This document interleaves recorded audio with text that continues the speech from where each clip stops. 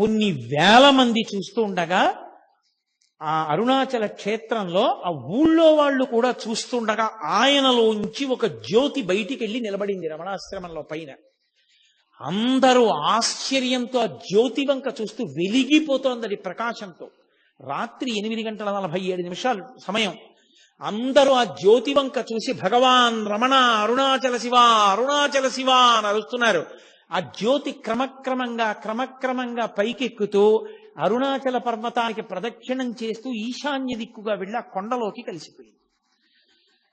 అంతే, అక్కడతో భగవాన్ రమణుల యొక్క శరీరం విడిచిపెట్టేశారు. విభూతి రాశారు, చందనం అలదారు, ఇంత అభిషేకము చేశారు. అమ్మగారికి కట్టినటువంటి మాతృభూతేశ్వరాలయం పక్కనే పెద్ద గుంత తవ్వి కర్పూరాదులు వేసి ఆయన శరీరాన్ని అందులో పెట్టి మట్టి కప్పి ఆ పైన శివలింగాన్ని ఉంచారు. ఇప్పటికీ ప్రతిరోజు ఆ శివలింగం దగ్గర వేద పఠనం చేసి అభిషేకం చేసి అత్యద్భుతమైన అలంకారం చేస్తారు. ఎందరో దేశ విదేశాల నుంచి వచ్చిన వాళ్ళు అక్కడే కూర్చుని ఉపదేశసారము మొదలైనవి చదువుకుని ఆ రమణ మహర్షి ఉన్న ప్రాంతానికి ఆ సమాధి, ఆయన ఉన్న అధిష్టానం, శివలింగం ఉంటే అధిష్టానం అంటారు, దానికి ప్రదక్షిణం చేస్తూ ఉంటారు. ఆ పక్కనే ఒక బావి ఉంటుంది, దాన్ని రమణ బావి అంటారు. రమణ మహర్షి తల్లిగారు అళగమ్మ గారి శరీరం విడిచిపెట్టినప్పుడు సమాధి కట్టిన రోజుల్లో అక్కడ కావలసినంత నీరు దొరకకపోతే ఎక్కడికో పాలితీర్థానికి వెళ్ళి నీళ్లు పట్టుకొస్తుండేవారు. శవానికి నీళ్లు పోసినప్పుడు కూడా ఆ నీళ్లు అంత దూరం వెళ్ళి తెస్తున్నారని రమణ మహర్షి ఒక చోట కూర్చుని చేత్తో ఇలా అన్నారు. ఇలా అన్నారు కదా భగవానులని తవ్వారు. తవ్వితే అక్కడ జలపడింది. ఇప్పటికీ ఇది తిరువణ్ణామలై అంతా ఎండిపోతుంది, కానీ ఆ నూతిలో నీళ్లు మాత్రం ఎప్పుడూ ఎండవు. దాన్ని రమణబావి అని పిలుస్తారు. దాన్ని అఘశమన తీర్థము అని పిలుస్తారు. అఘములంటే పాపములు, పాపములను శమింప చేయగలిగిన తీర్థము రమణ తీర్థము, అఘశమన తీర్థము. రమణులు ఉన్నంత కాలం కూడా ఆ అందులో ఉన్నటువంటి తీర్థంతోటే మాతృభూతేశ్వరాలయంలో అర్చనలన్నీ జరుగుతూ ఉండేవి. మహానుభావుడు పుట్టినప్పుడు కనులు లేని కబోది ఒక జ్యోతి పుట్టిందిరా, వెలిగిపోతోంది పురుటి గదిలో అంది. మీతో మనవి చేశాను నేను మొదటి రోజున. ఆయన ఆఖరణ శరీరం విడిచిపెట్టినప్పుడు కొన్ని లక్షల మంది ప్రత్యక్షంగా జ్యోతి పైకెక్కి అరుణాచల పర్వతంలో, అరుణాచల శిఖరంలో కలిసిపోవడాన్ని చూశారు. అలా చూసిన వాళ్ళల్లో నాకు చాలా చాలా గొప్పగా నేను చెప్పుకోగలిగింది, నా జీవితంలో సంతోషకరమైన విషయం ఏమిటంటే, నా కూతుర్ని ఏ ఇంటికి ఇచ్చి పెళ్లి చేశానో, నా కూతుర్ని ఏ ఇంటికి ఇచ్చి పెళ్లి చేశానో ఆ నా వియ్యపురాలిని కన్న తండ్రి గారు కూడా అరుణాచలంలో రమణ మహర్షి యొక్క జ్యోతి వెళ్ళిపోతుండగా చూశాడు. చూసి ఆ రోజుల్లో ఆయన అదేమిటి జ్యోతి వెడుతోంది, రమణులకు ఏమైనా అయిందా అన్నారు. ఆ జ్యోతిని చూసి తిరువణ్ణామలై అంతా పరిగెత్తింది రమణాశ్రమానికి. ఏమైంది రమణులకని. ఆ జ్యోతి రూపంలో ఆయన వెళ్ళిపోయారు. జ్యోతిగా పుట్టి జ్యోతిగా వెళ్ళిపోయారు. జ్యోతి స్వరూపడిన సుబ్రహ్మణ్యుడిగా, సుబ్రహ్మణ్యావతారంగా, సద్గురువుగా, మహాజ్ఞానిగా, గొప్ప వైరాగ్య చక్రవర్తిగా. నేను మీతో నిన్న మనవి చేశాను, అరుణాచల క్షేత్రాన్ని చేరుకున్న తరువాత రమణ మహర్షిలో విశేషమైనటువంటి భగవదానుభవాన్ని పొందడానికి కావలసినటువంటి అవకాశం ఆయనకి చిక్కింది. ఆయన యొక్క చిట్ట చివరి ప్రయోజనం అదే, అది తప్ప వేరొకటి ఆయనకి లేదు. ఆయనకి లేదు కాదు, యథార్థములకు ఎవరికైనా చిట్ట చివరికి పొందవలసినటువంటి స్థితి అది సాధన చేత.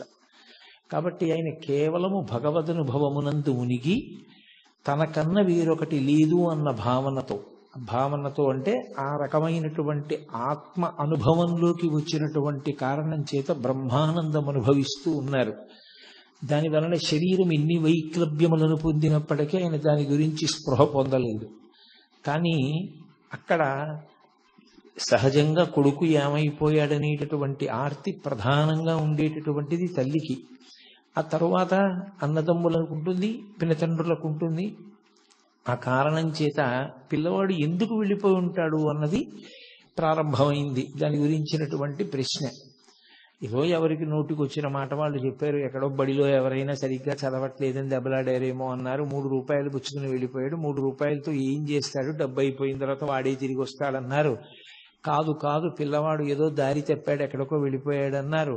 ఎవరి నోటికి వచ్చిన మాట వాళ్ళు అన్నారు. అన్నగారు ఏమైనా అన్నాడేమో నాగస్వామి అన్నారు కొంతమంది.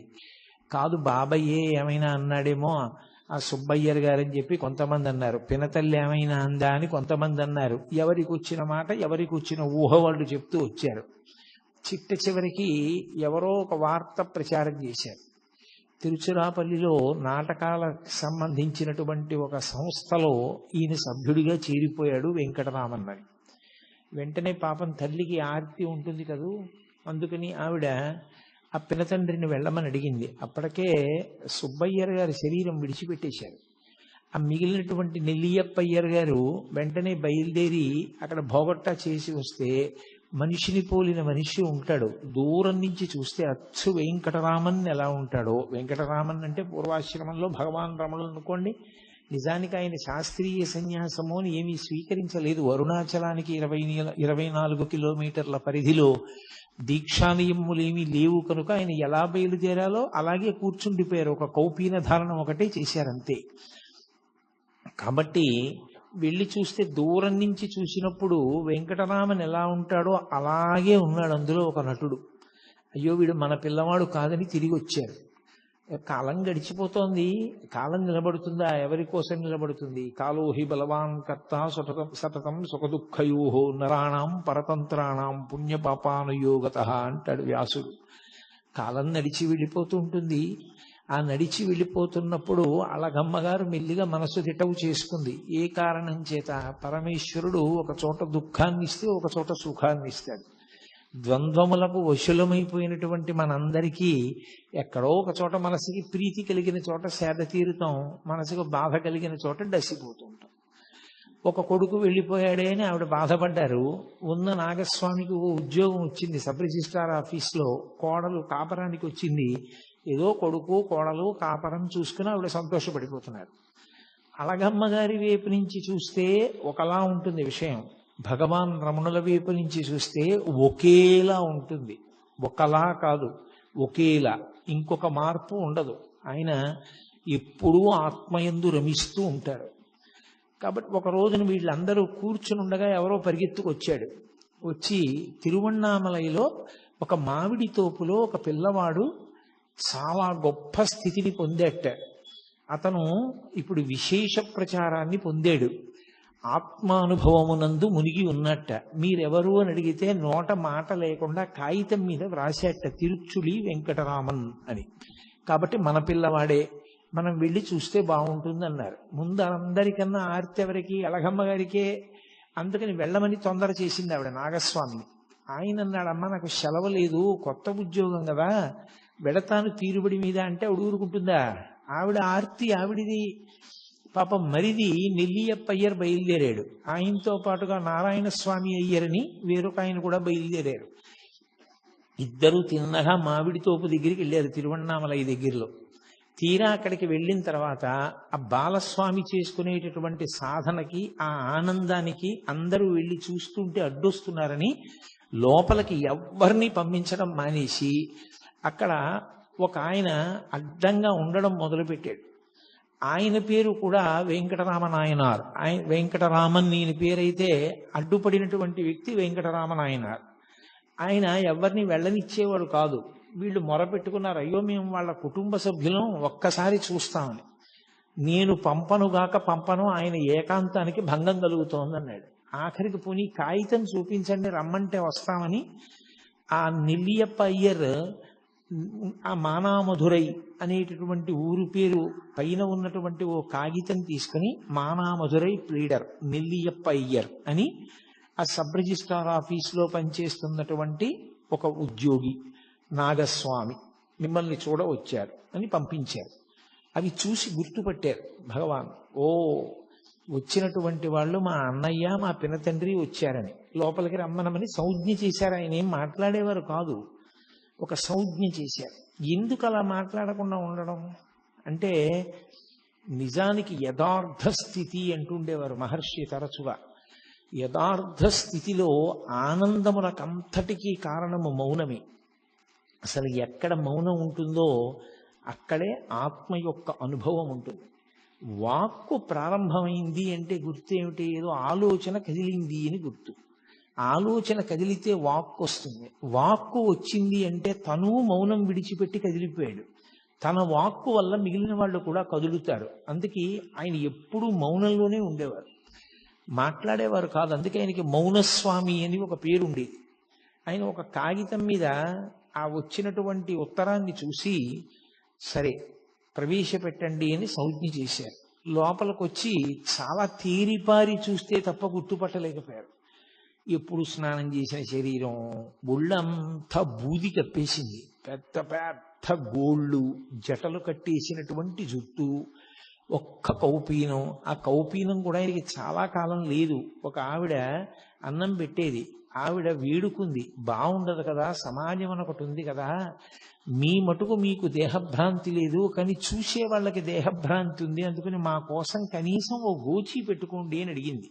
అందుకు ఆయన ఒక గోచి పెట్టుకునేవారు అంతే, ఇంకేమీ ఉండేది కాదు శరీరం మీద. విశ్వనాథ సత్యనారాయణ గారు ఆశ్చర్యపోయారు కూడా ఆయన గురించి రాస్తూ, ఎవరైనా శివులకి బట్ట చుట్టుకుంటే చలి తగ్గుతుంది, కంఠానికి బట్ట చుట్టుకుంటే భగవాన్ రమణలకు చలి ఎలా తగ్గింది అని రాశారు ఆయన. ఆయన ఎక్కువ కంఠానికి గుడ్డ కట్టుకునేవారు, చెవులకు కట్టుకునేవారు కాదు. కాబట్టి వీళ్ళు ఆయన్ని తేరిపారి చూసి గుర్తుపట్టారు. కానీ ఆ రోజుల్లో అనుబంధాల వరకు మాట్లాడినప్పుడు మాత్రం నిజంగా కొన్ని విషయాలు శ్లాఘించవలసిన ఉంటాయి. సూర్యుడి ముందు దివిటి దివిటి అని అనుకోండి, ఆత్మానుభవంలో ఉండేటటువంటి రమణులకు ఇంక రెండవ వస్తువు అన్నది లేదు, దేని మీద మమకారం లేదు, ఆత్మయందే ఆయన రమిస్తూ ఉండేవారు. కానీ ఒక పినతండ్రికి అంత ప్రేమ ఉండడం గొప్ప విషయం. పాపం నెల్లియప్పయ్యరు శత విధాల వేడుకున్నాడు 3 రోజులుండి. పోనీ నువ్వు ధ్యానం చేసుకుంటానంటే, నువ్వు మాట్లాడనంటే నిన్ను గృహస్థాశ్రమ స్వీకారం చెయ్యమని మేము అడగం. మా ఊళ్ళోనే ఒక సిద్ధుని సమాధి ఉంది, ఆ సమాధి దగ్గర నీకు ఒక పందిరి కట్టిస్తాను, అందులో కూర్చో, అందులో చేసుకో, ఇంటి నుంచి భోజనం పంపిస్తాం. కానీ కళ్ళ ముందు పిల్లవాడు ఇలా ఎక్కడో ఇలా మట్టి కొట్టుకుపోయి ఉంటే మాకు చాలా బాధగా ఉంది, నువ్వు వచ్చేయవలసింది అని 3 రోజుల పాటు అన్న, తమ్ముడు, అన్నగారు, పినతండ్రి గారు కలిసి విపరీతంగా ఏడుస్తూ ప్రాధేయపడ్డారు. అన్నీ వినేవారు. నిర్లిప్తుడు. ఆయన ఏ విధమైనటువంటి కదలిక ఉండేది కాదు, ముఖంలో కనీసం చిన్న మార్పు కూడా ఉండేది కాదు. అది కారణం ఏమిటి అంటే, ఇంకా ఆ మనసుకి సంగములు లేవు. వీడు మావాడు, వీడు పైవాడు, అసలు ఆ అనుబంధములు లేవు. ఆయనకున్న అనుబంధం అంతా ఒక్కటే, పరమేశ్వరుడు ఆత్మ. ఆ ఆత్మయే ఈశ్వరుడు, దాని యందు రమిస్తూ ఉండేవారు. అంత పూర్ణ వైరాగ్యము జ్ఞానము పక్క పక్కనే ప్రవహిస్తాయి. అది నోటి మాటలతో చెప్పినంత తేలిక విషయం కాదు, అది అనుభవించిన వాడికి, అంత వేదాంత స్థాయిని పొందినటువంటి మహాపురుషులకొక్కరికే అర్థమవుతుంది. రామకృష్ణ పరమహంస చెప్తుండేవారు, ఒక ఆయనకి ఒక్కడే కొడుకు, హఠాత్తుగా కొడుకు చచ్చిపోయాడు. చచ్చిపోతే తల్లి ఏడుస్తోంది. ఈయన వేదాంతి, ఈయన ఏమీ ఏడవట్లేదు. ఆవిడ వచ్చి, కొడుకు చచ్చిపోయాడని ఏడవట్లేదు, నీ కంట ఒక్క నీటి చుక్క రాదేమయ్యా, నువ్వు ఏడవమే అంది. ఆయన అన్నాడు, నిన్న రాత్రి కలలో నేను మహారాజుని, నాకు 11 మంది సమర్థులైన కుమారులు, నేను తెల్లవారి నిద్ర లేచేసరికి వాళ్ళు లేరు. స్వప్నంలో నిన్న రాత్రి రాజునయ్యాను, 11 మంది కొడుకులున్నారు, తెల్లవారు లేచేటప్పటికి వాళ్ళు లేరు. వాళ్ళ కోసం ఏడవనా? తెల్లవారిన తర్వాత ఉన్న ఒక్క కొడుకు చచ్చిపోయాడని వీడి కోసం ఏడవనా? ఎవరి కోసం ఏడవను, అందుకని ఏడవడం మానేశానన్నది. అంటే ఆయనకి జీవితం స్వప్నతుల్యం. ఆయన అలా పట్టించుకునేవాడు కాదు, ఏ అనుబంధమా అనుబంధం అంతే, వాటితో సంగం ఉన్నవాడు కాదు. అది నోటితో చెప్పినంత తేలిక కాదు ఆ స్థాయి ఏర్పడడం. అందుకని ఆయన యందు ఏ విధమైనటువంటి మార్పు కలగలేదు. వాళ్లతో వచ్చినటువంటి నారాయణ స్వామి అయ్యర్ అనే వ్యక్తికి చాలా కోపం వచ్చింది. ఇంత బతిమాలుతున్నా ఈ పిల్లాడు రానంటున్నాడు, ఏమిట్రా అంత బతిమాలుతాడు, అంత చిక్కిపోయి ఉన్నాడు, వీడు మన్నేం చేస్తాడు, ముగ్గురం కలిసి సాయం పట్టి కట్టి పట్టుకుపోదాం రండని వెళ్ళి మీద పడి పట్టుకోపోయాడు. 4 అడుగులు వేసి ఆయన్ని దగ్గరకి వెళ్ళి పట్టుకుందాం అనుకునేసరికి ఒళ్ళంతా అగ్నిహోత్రం పెట్టినట్టు మంటలు వచ్చేసి, అప్పుడు అర్థమైంది ఆయన ఏ స్థాయిని పొంది ఉన్నారో. ఆయనను అలా బంధీకృతుణ్ణి చేయడం, ఆయన్ని తీసుకెళ్లడం సాధ్యం కాదు. ఆయన ఒక ఆత్మగా నిలబడి ఉన్నారు. సర్వదా ఆయన ఆ స్థాయిలో ఉన్న కారణం చేత పరమేశ్వర స్వరూపుడై ఉన్నాడు. ఆయన అభీష్టానికి వ్యతిరేకంగా చేయడం ఎవరికీ సాధ్యం కాదని మళ్ళీ ముగ్గురు కలిసి వెళ్ళిపోయారు. వెళ్ళిపోయి బాధపడుతూ అళగమ్మ గారికి చెప్పారు. పాపం అళగమ్మ గారు నన్ను ఒక్కసారి తీసుకెళ్ళమని వేడుకుంది. సరే వీలు వెంబడి తీసుకెళ్తానమ్మా అన్నాడు. అలా కొంతకాలం అయిపోయింది. అయిపోయిన తర్వాత ఆయన మిల్లిగా ఈ మామిడి తోపులోకి చాలా మంది జనం ఆయన దర్శనార్థం వచ్చేయడం మొదలుపెట్టారు.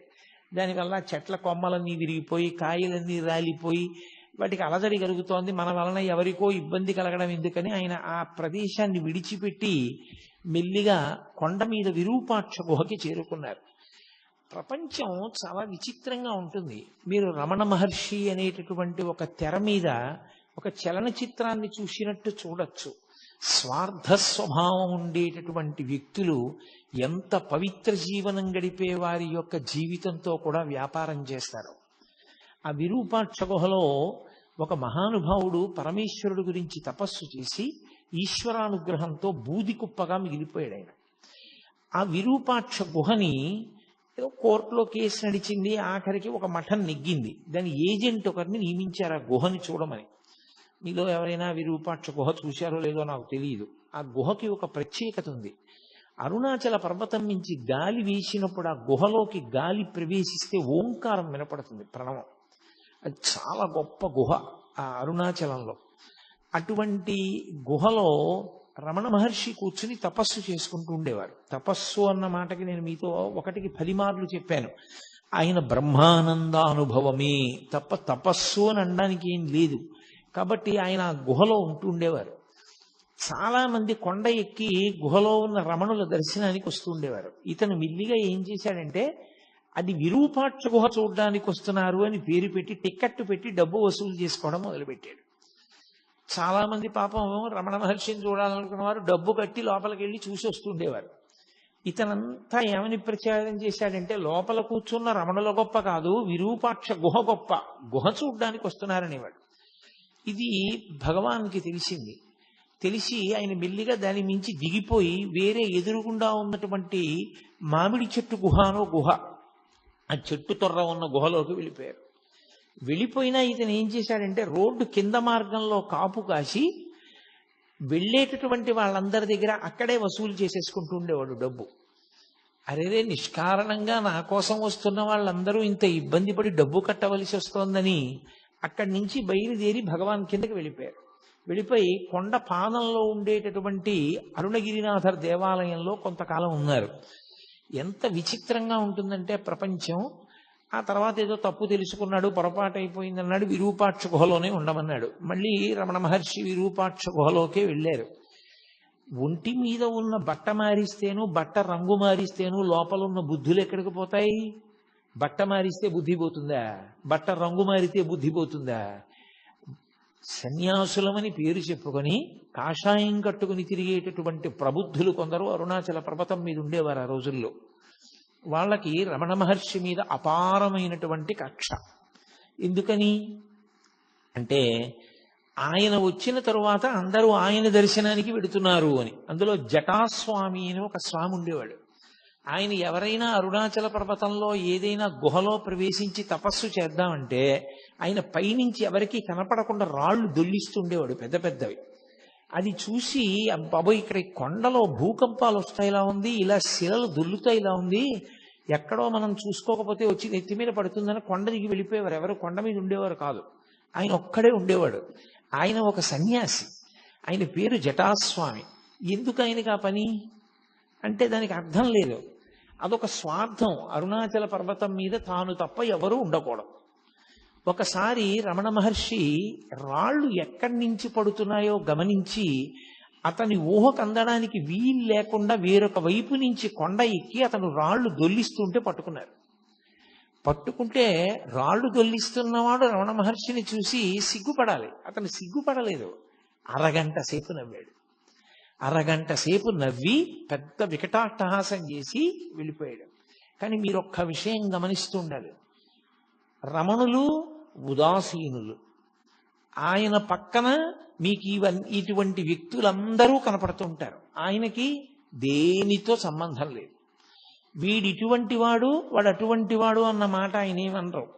ఆయన ఎప్పుడైనా ఎవరికైనా చెప్తే అసలు నోరు విప్పి చెప్తే ఒక్క మంచి మాట, ఇలా ఎందుకు చేస్తావు తప్పు కదూ అంతే. దానికి అరగంట నవ్వాడు అతను. నిజంగా ఆ మాట ఆయన అన్నందుకు చెయ్యి పట్టుకున్నందుకు మార్పు రావాలి. రాలేదు సరికదా, అరగంట సేపు నవ్వి కొండ దిగి వెళ్ళిపోయాడు. ఎంత చిత్ర విచిత్రమైనటువంటి వ్యక్తులు ప్రపంచంలో ఉంటారో. ఆయన నా కోసం ఇంతమంది వస్తారని కానీ, నేను విరూపాక్ష గుహలో తపస్సు చేస్తున్నానని కానీ, నేను బ్రహ్మానందం అనుభవించేవాడిని కానీ, నేను వీడిని పట్టుకున్నానని కానీ, వీడి గురించి 10 మందికి చెప్దామని కానీ ఆయనకి ఏమీ ఉండదు. ఎప్పుడు నిస్సంగంగా దేనితో సంబంధం లేకుండా ఆయన ఈ లోకాన్నంతటినీ కూడా ఏదో ఒక సినిమా చూసేటటువంటి వ్యక్తి ఎలా చూస్తాడో అలా ఉండేవాడు. ఆయన అనుభవం అంతా ఆత్మతోటే. ఇవన్నీ గుణసంగమం వలన ఇలా ప్రవర్తిస్తూ ఉంటారు అన్నట్లుగా చూస్తుండేవారంతే. అందుకే పరమ ఉదాసీనుడు. ఒక వేదాంతికి ఆత్మని అనుభవించినటువంటి మహాపురుషులకు ఉండేటటువంటి ఆ ఉదాసీనత ఏది ఉంటుందో దాని రాశీభూతమే రమణ మహర్షి.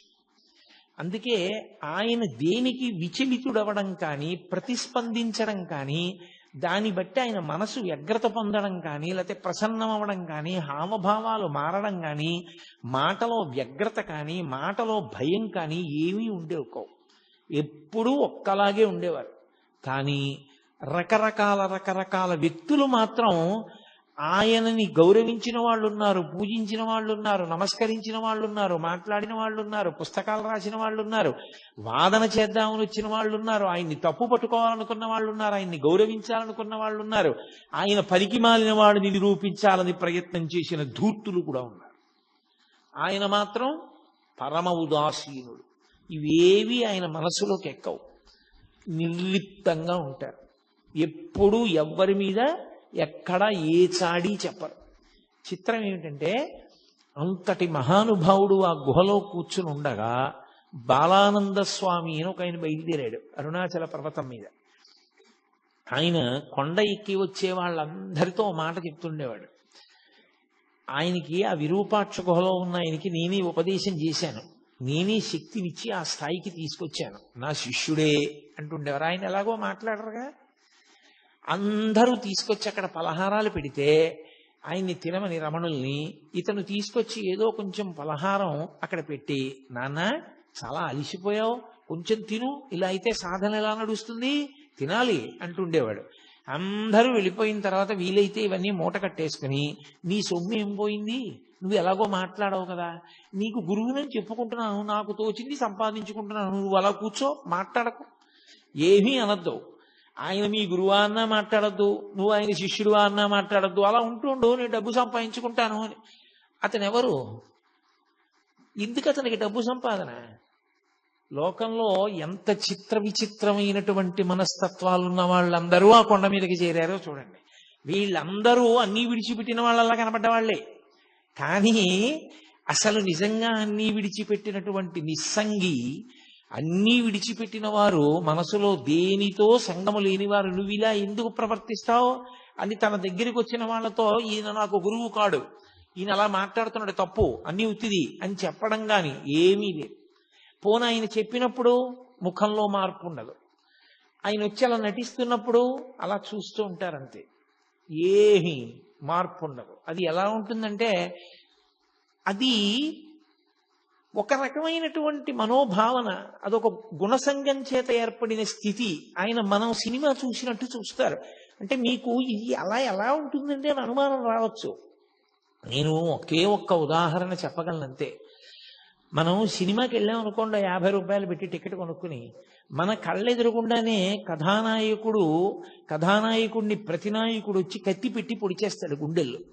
ఓహో, నెత్తురు ధార కింద కారిపోతూ ఉంటుంది, కింద పడి తన్నుకుంటూ ఉంటాడు. వచ్చిన వాళ్ళందరూ కర్రలతో కొట్టేసి ఆయన స్పృహ తప్పి పడిపోయి దెబ్బలు తగిలి నెత్తురు ఓడిపోతుంటే వాళ్ళు వెళ్ళిపోతారు. ఆయన చచ్చిపోయినట్టే పడుంటాడు. గుండెలు నలిపేసినట్టు ఉంటుంది. ఎంత బాధగా ఉంటుందో ఏమిటో, అంత క్రూరంగా అలా కొట్టేశారు, అలా పొడిచేశారు కత్తులతో. అంత కత్తులతో పొడిచేసి, అంత కర్రలతో కొట్టేసి మన ఎదురుగుండానే అంత అన్యాయం జరుగుతుంటే సినిమా హాలు మొత్తం మీద ఏ ఒక్కడైనా లేచి వెళ్ళి పోలీస్ స్టేషన్లో కంప్లైంట్ ఇస్తాడా? అయ్యా అంత అన్యాయంగా పొడి చేశారండి, నేనే సాక్ష్యం చూశాను కళ్ళతో, నేను గుర్తుపట్టగలను వాళ్ళు ఎవరో, పొడి చేశారు వాళ్ళు అని చెప్తాడా? చెప్పడు. ఎందుకు చెప్పడు? అదంతా నటనరా, అది సత్యం కాదు, వాళ్ళందరూ స్నేహితులే, అది నటన. అంత బాగా వాళ్ళు నటించారని మనకి తెలుసు కాబట్టి భావోద్రేకానికి లోనైనా మనం దాని వలన భయాన్ని పొందినా మనం పోలీస్ స్టేషన్లో ఏం వెళ్ళి కంప్లైంట్ చెయ్యం. రమణులు ఒక జ్ఞానిగా అయిన స్థితి అలాగే ఉంటుంది. ఇదంతా గుణసంగము వలన ఇలా ప్రవర్తిస్తూ ఉంటారు. గుణాతీతుడైన వాడికి గుణముల చేత సంగమును పొంది అజ్ఞానమునందు కొట్టిమిట్టాడుతున్న వాళ్ళ యొక్క స్థితిని చూసి జాలిపడమే తప్ప ఆయన వాళ్లతో పాటు ఆయన కూడా సంగము చెంది దానికి ప్రతిస్పందించడం ఉండదు. ఆయన తన స్థాయిలో తాను అలా గమనిస్తూ ఉంటారంతే. అందుకని నిశ్శబ్దంగా చూస్తూ ఉండేవారు. అది ఒక జ్ఞానికి ఉండవలసినటువంటి లక్షణం. అంతటి ఉదాసీనత ఏర్పడాలి. అదే అంటాడు భగవద్గీతలో, గీతాచార్యుడు అంటాడు, నాకు అంత ప్రియమైన వాడెవరో తెలుసా? తుల్య నిందా స్తుతిర్మౌని సంతుష్టో ఎనకేనచిత్ అనికేత స్థిరమతి భక్తిమాన్ మే ప్రియో నరః అంటాడు. భక్తి అంటే ఇన్ని తులసి దళాలు ఇన్ని మారేడు దళాలు తెట్టి పూజ చేసిన వాడు అని చెప్పలేదు గీతాచార్యుడు. తుల్య నిందా స్తుతిర్మౌని, మౌనముగా ఉండి లోపల ఏ వికారము లేకుండా పొగిడినప్పుడు తెగిడినప్పుడు ఒక్కలా ఉండగలిగిన వాడు. ఈ బాలానంద స్వామి విరూపాక్ష గుహలో చేరి నానా అల్లరి మొదలుపెట్టాడు. వచ్చిన వాళ్ళందరినీ దబాయించడం. ఆయన మాట్లాడరు కదా అని తనకి లొంగిపోయినవాడు, తనకి వశుడైపోయినవాడు, తనంటే భయపడిపోతున్నాడని ఆయన అనుకున్నాడు తప్ప ఆయన ఏ విధమైన ప్రతిస్పందన ఆయన ఎందు లేదు. ఆయన కేవలము మౌనంలో తనలో తాను రమిస్తూ ఉన్నటువంటి వ్యక్తి అన్న ఆయన స్థాయిని అర్థం చేసుకోలేకపోయాడు. అర్థం చేసుకోలేక ఎంత దుర్మార్గమైన స్థితికి వెళ్ళిపోయాడంటే, మహాత్ముల జీవితాలు పువ్వులు పరిచినటువంటి పక్కలు కావు. ఎన్ని కష్టాలు పడ్డారో. రమణులు అరుణాచలంలో తపస్సు చేసుకుంటుంటే ఆయన వెనక్కి వచ్చి ఒక వ్యక్తి మలమూత్ర విసర్జన చేసి వెళ్ళిపోయాడు. ఏం చేస్తాడో చూద్దామని అతను విసర్జించిన మూత్రం ఆయన పిరుదుల కింద నుంచి కారిపోయింది. అయినా ఆయన ఎప్పుడు ఎవ్వరిని ఏమీ అనలేదు. అదొక అజ్ఞాన స్థితి అంతే. అమ్మ బిడ్డల వంక ఎలా చూస్తుందో వాడి తెలియని పని చేస్తే ఆయన అంతే అలాగే చూసేవారు. ఆయనలోంచి కోపం కానీ ప్రతీకార భావన కానీ పిల్లుబికేవి కావు. అతను సాక్షాత్ రమణులు ఉన్నటువంటి అంత పవిత్రమైన విరూపాక్ష గుహలో ఒక రాత్రి మూత్ర విసర్జన చేశాడు. చేస్తే పళనిస్వామి అని ఉండేవారు. ఎప్పుడూ రమణులకి సేవ చేయడమే. ఆయన జీవితానికి ఇంకో ప్రయోజనం లేదు. రమణ మహర్షికి సేవ చేయడం ఒక్కటే. అది ఏ వ్యక్తికి ఏ అదృష్టం పడుతుందో తెలియదు. ఒకడు స్వామి అయ్యుండి, స్వామి అంటే తాను సన్యాసి అయ్యుండి రమణుల పట్ల అలా ప్రవర్తించాడు. ఒకడు ఆయన పట్ల అంత గౌరవభావంతో ఎనలేని సేవ చేసేవాడు. అతను అరుణాచలం వెళ్ళి ఆ తిరువణ్ణామలై ఊళ్ళో భిక్షాటనం చేసి తీసుకొచ్చి రమణ మహర్షికి పెట్టేవాడు. అప్పుడప్పుడు రమణ మహర్షి కూడా భిక్షాటన చేసేవారు. ఊళ్ళోకి వెళ్ళి భిక్షాటన చేసి వచ్చి అది ఏ పదార్థము ఆయనకు అనవసరం. ఆ పదార్థం చేతిలో పడగానే నవ్వుకుంటూ దాన్ని నడుస్తూ తినేవారు. నడుస్తూ తినేసి కొండ మీదకి వచ్చి బండ మీద వెల్లకిలా పడుకునేవారు. జ్ఞాని యొక్క స్థితిని లెక్క పెట్టడం చాలా కష్టం. అలా ఎందుకుంటారండి, అలా ఎలా ఉంటారండి అని మీకు అనుమానం రావచ్చు. నేను ఒక్క విషయం, కొన్నింటి ఉపమానాలు కొన్నే చెప్పగలం. ఆ స్థాయిని యథార్థంగా చిత్రీకరించి చూపించడం చాలా కష్టం, ఎవరికి సాధ్యం కాదు. ఎందుకంటే అది వాక్కులకు అందేటటువంటి విషయం కాదు. ప్రధానంగా ఆత్మ వాక్కుకు అందదు. ఆత్మస్థితి ఎందున్న యోగి కూడా వాక్కుకు అందడు. కానీ దాన్ని ఒక ఉదాహరణ చేత కొంత చెప్పే ప్రయత్నం చేయడం మాత్రమే చెయ్యవలసి ఉంటుంది. మీరు చూడండి, ఆయన నిలబడి నడుస్తూ కొద్దిగా అన్నం తినేసి వెళ్ళిపోయేవారు. కొందరు నింద చేసేవారు, కొందరు పని చేసుకోకూడదా ఏదైనా అనేవారు, కొందరు మహానుభావుడని అన్నం పెట్టేవారు. అన్నిటికీ ఒకటే చిరునవ్వు. ఆయనలో ఏ ప్రతిస్పందన ఉండేది కాదు. అలాగే నడిచి వెళ్ళిపోతూ ఉండేవారు, అలాగే కాస్త అన్నం తినేసేవారు, అలాగే ఉండేవారు, అలాగే కొండ మీదకి వెళ్ళిపోయేవారు. అది ఎలా ఉంటుంది అంటే, మీరు ఒక పసిపిల్లవాడిని పట్టుకుని వెళ్ళి వాడిని తిట్టండి, వాడు నవ్వుతాడు. వాడిని మీరు కొట్టండి, వాడికి బాధ కలిగిందని వాడు ఏడుస్తాడు. లేదా మీరు వాడిని పొగడండి, వాడు నవ్వుతాడు. వాడిని నింద చేసినా, మీరు నింద చేస్తూ మాట్లాడుతున్నా వాడు నవ్వుతూనే ఉంటాడు. వాణ్ణి మీరు పొగుడుతున్నా వాడు నవ్వుతూనే ఉంటాడు. వాడికి మీరు నిందిస్తున్నారని ప్రతిస్పందన ఉండదు, మీరు పొగుడుతున్నారని ప్రతిస్పందన ఉండదు. ఆ నింద కానీ పొగట్ట కానీ వాడి మనసు పుచ్చుకుంటే కదా, అప్పటికి చేతకాని తనం ఇంకా. కానీ ఆయనది చేతనైన తనం అయ్యుండి పుచ్చుకోదు, మనసు పుచ్చుకోదు కనుక ఆయన ఒక నవ్వు నవ్వేస్తారు. పాపం అమాయకత్వం అనుకుంటారంతే. ఇక మరి భిక్షకెందుకు వెళ్ళడం అంటే, ఈ శరీరానికి ఓ వ్యాధి వచ్చిందనుకోండి, ఈ మోకాలు నిప్పెడుతోంది అనుకోండి, నాకు ఈ మోకాలు నిప్పెడితే, ఏమంటే ఈ మోకాలు ఏమిటో చాలా నిప్పెడుతోంది, కూర్చోలేకపోతున్నాను పూర్వంలో ఉపన్యాసానికి, చాలా బాధ పెడుతోంది ఇది అని ఓ డాక్టర్ దగ్గరికి వెళ్ళాను అనుకోండి. ఆ డాక్టర్ గారు ఏదో నాకు ఔషధిని ఇచ్చి ఇది తాగవయా అన్నారు. ఆ ఔషధం చాలా చేదుగా ఉంది, అది ఓ పూట వేసుకుంటున్నాను. ఏదో టాబ్లెట్ ఇచ్చి చప్పరించన్నారు, అది చాలా తీయగా ఉంది. టాబ్లెట్ చాలా తీయగా ఉంది కదా అని రోజుకు ఒకటి చప్పరించమంటే 10 చప్పరిస్తానా? అది ఒక్కటి చప్పరించమన్నాడు, ఒకటే చప్పరిస్తాను. ఇంకొక ఔషధం చేదుగా ఉంది, బా తాగడానికి అసహ్యంగా ఉంది, కానీ మానేస్తానా? తాగుతాను. జ్ఞాని దృష్టిలో ఆకలి ఈ శరీరానికి ఒక రోగం. మందు వేసుకునేటప్పుడు మందుకి రుచి ఎలా చూడరో, ఈ శరీరానికి ఒక వ్యాధి ఆకలి. ఈ ఆకలి తీరడానికి, జబ్బు తగ్గడానికి ఔషధం పడేసినట్టు ఆకలి అన్న వ్యాధి తీరడానికి పదార్థం పడేస్తాడు. అందుకే పిచ్చివాడంటాడు. ఎందుకని అంటే, మనమైతే ఏం చేస్తామంటే రుచి కొరకు తింటాం. అన్నం, కాస్త పప్పు, కొంచెం నెయ్యి, అదంతా కలుపుకుని ఎంతో శుభ్రంగా కాస్త నంచుకుని మనం తింటాం. ఆయనకి అలా ఉండదు. ఆయన చేతిలో ఏది మినప్పొట్టు కొంచెం పడేసిందో తల్లి, తినేశారంతే. నాకు తెలుసు ఒక మహానుభావుడు, ఆయనకి ఒక ఆవిడ పిలిచి ఏం చేస్తారో చూద్దామని క్యాబేజీ తుక్కు పెట్టింది. ఆయన చక్కగా తుక్కు తిని మంచినీళ్లు తాగేసి ఈశ్వరార్పణమస్తు అని వెళ్ళిపోయాడు. జ్ఞానులు అలా ఉంటారు, వాళ్ళకి రుచితో సంబంధం ఉండదు. దీనికి ఆకలేసింది, దీనికి వ్యాధి పుట్టింది, మందేశావు. దీనికి ఆకలన్న వ్యాధి పుట్టింది, కాస్త అన్నం పడేస్తారు. అన్నం కాదు, భవతి భిక్షాందేహి అన్నప్పుడు చేతిలో ఏం పడిందో అది పడేస్తారు కడుపులో, అంతే. మరి దానివల్ల ఏమండి ఇది ఏమైనా అయిపోదా? అయిపోకుండా ఉండడం ఉంటుందా అసలు? పోనీ దీనికి నువ్వు ఏది పెట్టాలో అదే పెడుతూ జాగ్రత్త తీసుకుంటే ఉంటుందా? సత్యం ఆత్మ, ఇది అసత్యం వెళ్ళిపోతుంది, కానీ వెళ్ళిపోయే వరకు పాడు చేయకూడదు. బట్టి దానికి జబ్బు వస్తే మందేశాడు. కాబట్టి ఆయన వెళ్ళేవారు భిక్షకి. అది జ్ఞాని యొక్క స్థితి. రమణులు ఎందుకు భిక్షకి వెళ్ళారు అన్న మాటని జాగ్రత్తగా అర్థం చేసుకోవాలి. అస్తమానం పళనిస్వామిని పిలిచి నాకు ఆకలిస్తోంది, అది కొంచెం వెళ్ళి భిక్షకి వెళ్ళామన్నా పట్టరా అన్న అనుకోండి, అహంకారం వచ్చిందని గుర్తు. తను వెళ్ళడానికి కష్టం, తను తిరగడానికి కష్టం, అంటే శరీర భావన వచ్చిందా లేదా? కాబట్టి పళనిస్వామి వెళ్ళి తెస్తూ ఉండాలి.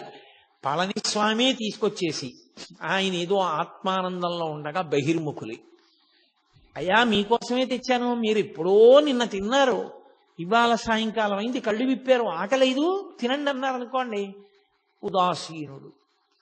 తీసుకొచ్చారు, అక్కడ పెట్టారు, ఆయన తీసుకొచ్చి పెట్టారు అని చెప్పేసేసి ప్రత్యేకమైన కృతజ్ఞత లేదు. ఆయన తినమంటున్నాడు, ఇంత తీసుకుని నోట్లో పడేసుకున్నారు. ఆయన వెళ్ళి ఒక బండ మీద కూర్చునేవారు. ఒకళ్ళు వచ్చి రేపు మా ఇంట్లో పెళ్లి, మీరు తప్పకుండా భోజనానికి రావాలి 11ంటికి అన్నారు. అలా చూశారు, వాళ్ళు ఒప్పుకున్నారు అనుకుని వెళ్ళిపోయారు. ఆయన అలాగే ఉన్నారు బండ మీద, ఆయన దిగలేదు. మర్నాడు ఏమిటి ఇంకా రాలేదు, బ్రాహ్మణస్వామి అంటుండేవారు, ఇంకా రాలేదని చెప్పి కొండెక్కారు. కొండకి రా భోజనానికి తీసుకెళ్ళి నీకు అన్నం పెడతాను రా అన్నారు. ఆయన అలాగే ఉన్నారు. పుచ్చుకోదు మనసు. మీరు అది పట్టుకోవలసిన విషయం. మనసు పుచ్చుకుంటే ప్రతిస్పందన, మనసు పుచ్చుకోలేదనుకోండి స్పందన ఉండదు.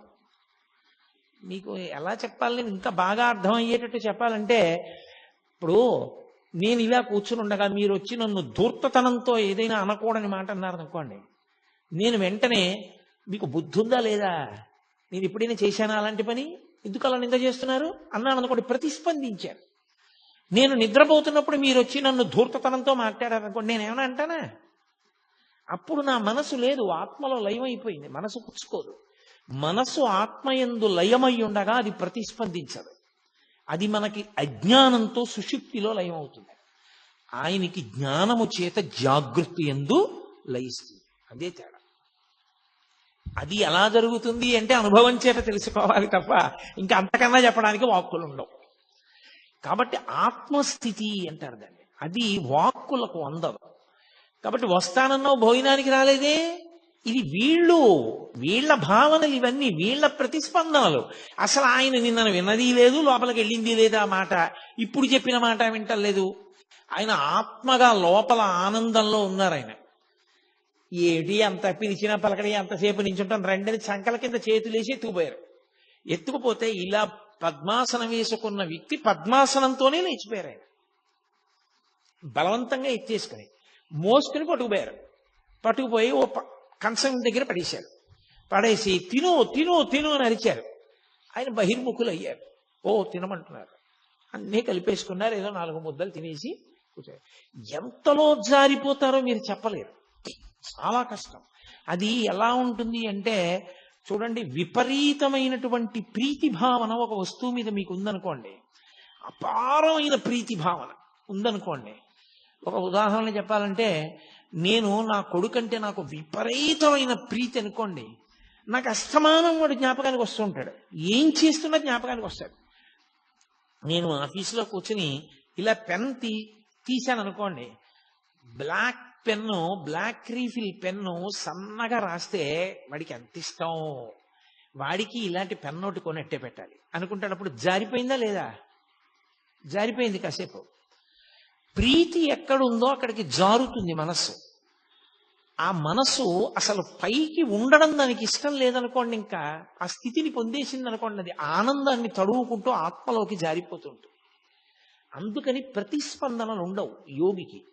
తప్ప జడమై కాదు, ఆత్మగా నిలిచి ఉన్నాడు కాబట్టి ప్రతిస్పందన పొందడు. అందుకే కరుస్తున్నా తెలియదు, చీమలు కుడుతున్నా తెలియదు, తేళ్లు కుడుతున్నా తెలియదు, ఒకరు నిందిస్తున్నా తెలియదు. ఒకవేళ నిజంగా ఆయన బాహ్యంలో ఉన్నారనుకోండి, ఉన్నా నేను ఇందాక చెప్పానే, ఆ స్థితికి ఎదిగిపోయిన వ్యక్తి అవతల వారి అజ్ఞానాన్ని మన్నించేస్తాడు. పాపం ఏం తెలుసు, గుణసంగాన్ని పొందాడు, ద్వంద్వముల యందు ఉంటాడు. కాసేపు సుఖం అంటాడు, కాసేపు దుఃఖం అంటాడు, కాసేపు ప్రీతి అంటాడు, కాసేపు అప్రీతి అంటాడు, కాసేపు కామం అంటాడు, కాసేపు క్రోధం అంటాడు. ఏమిటో అలా తిరుగుతుంటాడు. కానీ వాడికి ఏం తెలుసు పాపం, స్థిరంగా నిల్చోవడం వాడికి చేత కాదు కదా అని జాలితో, మన మీద కారుణ్యంతో వారు అలాగే చూస్తారు తప్ప ప్రతిస్పందించారు. నిజంగా వాళ్ళు ప్రతిస్పందించడం మొదలు పెడితే మీరు ఒకటి లెక్కలోకి తీసుకోండి, మనవన్నీ అపరాధములే అవుతాయి. మనవన్నీ అపరాధములే. అప్పుడు వాళ్ళు ఎంతమందికి ఎన్ని శాపాలు ఇవ్వాల్సి ఉంటుంది? ఇవ్వలేరు. భగవంతుడు మన యొక్క దోషములను ఎలా మన్నిస్తాడో, బ్రహ్మవిద్ బ్రహ్మైవ భవతి అని బ్రహ్మమును తెలుసుకుని బ్రహ్మమైన వ్యక్తి కూడా దోషములను అలా మన్నించగలుగుతాడు. అందుకే మీరు చూడండి, భగవద్భక్తుల యొక్క హృదయం కన్న తల్లి హృదయంలా ఉంటుంది. వాళ్ళు సాధారణంగా ఎంత దోషం చేసిన వాడైనా క్షంతవ్యూహం అన్నాడు అనుకోండి, క్షమించేస్తారు. ఎంత తప్పు పని చేయనివ్వండి, దాన్ని మనసులో పెట్టుకోరు. దాని గురించి 10 మాటలు మాట్లాడే లక్షణం ఉండదు. ఎవరో జ్ఞాపకం చేస్తే జ్ఞాపకానికి రావాలేమో కానీ, లేకపోతే దాని పెద్ద మనసులో స్థానం ఉండదు, విడిచిపెట్టేస్తారు. వాళ్ళు మారాలను ఒక కోరిక పెట్టేస్తారు తప్ప, ఇలా అన్నాడు అలా అన్నాడు, లేకపోతే ఇలా చేశాడు అలా చేశాడు, దాన్ని పీక్కుంటూ ఉండడం, తవ్వుకుంటూ ఉండడం అలా ఉండదు. అది భక్తి పెరిగే కొద్దీ హృదయమునందు విశాలమైనటువంటి స్థితి ఏర్పడుతూ ఉంటుంది. అది ఒక జ్ఞానిగా నిలబడగలిగినప్పుడు భగవత్తత్వం ఎలా ప్రకాశిస్తుందో జ్ఞాని యొక్క తత్వం అలాగే ప్రకాశిస్తుంది. అందుకే బాలానంద స్వామి అన్ని ఆగడాలు చెయ్యగలిగాడు. ఆయన ఎంత ఎత్తులో ఉన్నారో ఈయన అంత కిందలో ఉన్నాడు. నేను చాలా అధికుణ్ణని బట్టకో దానికి ఓ కొత్త రంగు వేసుకుని కట్టుకుని చాలా గొప్పవాడిని అనుకుంటున్నాడు. బట్టకి రంగు మారితే గొప్పవాడివి కావు, లోపల మార్పు వస్తే గొప్పవాడివి అవుతావు. అది మార్పు రావడాన్ని బట్టి ఉంటుంది తప్ప బట్టని బట్టి ఉండదు. ఒక్కొక్కసారి మరి అలాగే చెప్పవలసి ఉంటుంది ఇటువంటి సందర్భాల గురించి చెప్పినప్పుడు తప్ప నేను ప్రత్యక్షంగా సన్యాసాశ్రమాన్ని విమర్శించడం నా ఉద్దేశ్యం కాదు. నాకు చాలా చాలా గౌరవం ఉన్నవాడిని నేను ఆ ఆశ్రమం మీద. కాబట్టి మహానుభావుడు ఆయన ఏమీ ప్రతిస్పందించకపోయినా ప్రతిస్పందించే లక్షణం ఆయన మీద ప్రీతి ఉన్నవాడికి ఉంది పళనిస్వామికి. ఆయన ఏంట్రా ఇలా ప్రవర్తిస్తారని మరునాడు ఆ విరూపాక్ష గుహకి తలుపులేసి తాళం వేసేసి ఈ బాలానంద స్వామి ఎక్కడికో వెళ్ళారు, మళ్ళీ తిరిగి వస్తాడేమోనని అతని పెట్టి తీసి ఆ పెట్టిలో మంచి మంచి పట్టు వస్త్రాలు చీనాంబరాలు ఎందుకు అవన్నీ ఆయనకి దాచుకున్నాడు. అవన్నీ తీసి కొండ మీద పారేసి వెళ్ళిపోయారు. అందరూ కలిసి కిందకి ఏదో స్నానం చేయడానికి వెళ్ళారు. వెళ్ళి అందరూ కలిసి తిరిగి వచ్చారు. తిరిగి వచ్చి రమణులు యథాప్రకారం కూర్చున్నారు. అందులో గుహలో పైన ఎత్తుగా ఉంటుంది, పక్కకి చీకటిగా ఉండదు. అందులో చాలా మంది అసలు కనపడరు మీకు లోపలికి వెడితే. చాలా తీవ్ర ధ్యానంలో కూడా ఉంటారు ఇప్పటికీ. దాని మీద కూర్చుని మళ్ళీ ధ్యానంలోకి వెళ్ళబోతున్నారు ఆయన. ఈ బాలానంద స్వామి వచ్చాడు. ఈ పళనిస్వామి నా వస్తువులన్నీ తీసుకెళ్లి వీధిలో పారేశాడు, వీడిని వెంటనే గుహలోంచి పంపించేస్తావా, పంపించేయరా. ఇప్పుడేమిటి నాటకం? తన మీద ప్రీతి ఉన్నటువంటి వాడు తనకి అప్రీతితో ఉన్నవాడి పట్ల మర్యాద విడిచిపెట్టి ప్రవర్తించాడన్న ఖేదం ఆయనకి కలిగింది. ఈ ప్రీతి అప్రీతి రమణులకు ఏమైనా ఉందా? ఆయన అలా చూస్తున్నారు, ఏమీ మాట్లాడటం లేదు, ఏమీ ప్రతిస్పందన లేదు. అది అసంగత్వము అన్న మాటకు అర్థం. అది సత్సంగత్వే నిస్సంగత్వం అంటారు శంకరాచార్యులు వారు. అది నిస్సంగ బుద్ధి అంటే దేని మీద సంగం లేదు. ఆయన అలా చూస్తున్నారు. ఇంత నేను నోరు కొట్టుకుని అరిచినా నువ్వు పళనిస్వామిని పంపించలేదని రమణ మహర్షి దగ్గరికి వచ్చి ఆయన మొహం మీద ఉమ్మేశాడు. ఆయన అలాగే చూస్తున్నారు. మొహం నిండా ఉమ్ములేశాడు. ఆయన అలాగే చూశారు. ఏం చేస్తాడు ఇంకంతకన్నా? నీకు బుద్ధి లేదన్నాడు, వెళ్ళిపోయాడు. నేను అసలు ఈ కొండ మీద ఉండను, నువ్వు ఏమనుకుంటున్నావో, నేను లేకపోతే నీకు గౌరవం ఉందనుకుంటున్నావా? నా శిష్యుణ్ణని చెప్పాను కాబట్టి వస్తున్నారు నలుగురును అంటే నలుగురు రాకపోతే ఆయన బెంగపెట్టుకుంటాడని ఆయన ఉద్దేశం.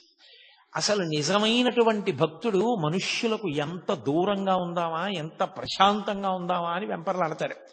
భక్తిని అడ్డుపెట్టి పబ్లిసిటీలు కోరుకునే వాళ్ళు ఉంటారు. వాళ్ళు ఎంతమంది రావాలని కోరుకునేవాళ్ళు తప్ప నిజంగా భక్తితో ఉండాలనుకునేవాడు మౌనంగానో గ్రంథపఠనం చేసుకుంటూనో జపం చేసుకుంటూనో గడపాలి, ఏకాంతంగా ఉండాలని అభిలషిస్తాడు తప్ప ఆయనకి ఇంకొక కోరిక ఉండదు. అందుకే మీరు ఎప్పుడైనా గమనించండి, ఆ ఏకాంతంగా ఉండడానికి వాళ్ళకి రాజసౌధాలు అక్కర్లేదు, వాళ్ళకి ఏం అక్కర్లేదు. ఎవ్వరూ రాకుండా వడ్ల బస్తాలు పారేసే గది ఇచ్చి ఆ గదిలో కుర్చీ వేసి ఇక్కడ కూర్చొని చదువుకోవడం లైట్ వేసి తలిపేసి వెళ్ళిపోయారనుకోండి, వాళ్ళు అందులో హాయిగా కూర్చుంటారు. వాళ్ళకి కావలసింది ఏకాంతం తప్ప సౌకర్యములతోడి ఏకాంతం కాదు. అది ఆయన స్థితి, రమణులది. 10 మంది రాకపోతే బెంగ పెట్టుకుంటారా ఆయన అనుకుంటున్నాడు బాలానంద స్వామి. ఇది ఈయన స్థితి. ఎంత భేదం చూడండి. ఒక్క రమణ మహర్షి యొక్క జీవితాన్ని పరిశీలనం చేస్తే ఆత్మస్థితిని పొందినటువంటి యోగి ఎన్ని కష్టాలు అనుభవించవలసి ఉంటుందో ఆయన అర్థం చేసుకోలేని వాళ్ళు ఎంతమంది చుట్టూ చేరుతారో గమనిస్తే అది ఎంత కష్టమో. అసలు అలా నిలబడడం ఎంత కష్టపడి నిలబెట్టుకోవలసి ఉంటుంది. ఎందుకని? ఎక్కడైనా ప్రతిస్పందించారనుకోండి, నోటి వెంట ఏదైనా అన్నారో అయిపోతుందంతే, ఆ మాట పోయిందంతే, తపస్సంతా భగ్నమైపోయింది. అలా కానీ రాగద్వేషములకు వశులయ్యారా మళ్ళీ పునర్జన్మల్లో కెడతారు. అందుకని ఎప్పుడూ ఆ స్థాయిలోనే నిలబడి ఉంటారు వాళ్ళు. ఉమ్ములేశాడు, వెళ్ళిపోయాడు, కిందకి వెళ్ళాడు, ఏదో రైలు ఎక్కాడు, వెళ్ళిపోతున్నాడు. ఈ కోపం మీద ఉన్నాడు కదూ, కోపానికి ఓ లక్షణం ఉంటుంది. అది ఎక్కడ నుంచో వస్తుంది అనుకుంటే తప్పు. కోపం వచ్చింది అంటారు. కోపం వచ్చింది అంటే ఎక్కడి నుంచో వచ్చి ఉండాలి. ఇప్పుడు కోటేశ్వరారు సభకు వచ్చారు అంటే ఎక్కడి నుంచో వచ్చాను నేను ఈ సభకి, కోపం వచ్చిందంటారు. కోపం బయట నుంచి లోపలికి రాదు, ఇక్కడే ఉంటుంది. ఉండేది అవకాశం కోసం ఎదురు చూస్తుంటుంది. అవకాశం వచ్చినప్పుడు పైకి లేచిందా అది క్రోధమూర్ఛిత అంటుంటారు వాల్మీకి మహర్షి. వశుణ్ణి చేసుకుంటుంది. అందుకే క్రోధం ఆవహిస్తే ఉండే లక్షణం ఏమిటో తెలుసా? మొట్టమొదటి లక్షణం, నాలుక మీద అదుపు పోతుంది. మీరు ఏం మాట్లాడుతున్నారన్న దాని మీద అదుపేమీ ఉండదు. ఇంకా అదుపు లేని మాట నోటి వెంట వస్తుంది. ఆలోచన చనిపోతుంది. అదుపు లేనంత వేగంతో నోటి వెంట మాటలు వస్తాయి. బాగా ప్రశాంతంగా ఉంటే విశేషమైన అదుపులో వాక్ ఉంటుంది. తక్కెట్లో పెట్టి ఆలోచించి మాట మాట్లాడతాడు. అంత ప్రశాంతంగా ఉంటాడు. ప్రశాంతతకి పూర్తి విరుద్ధం క్రోధం.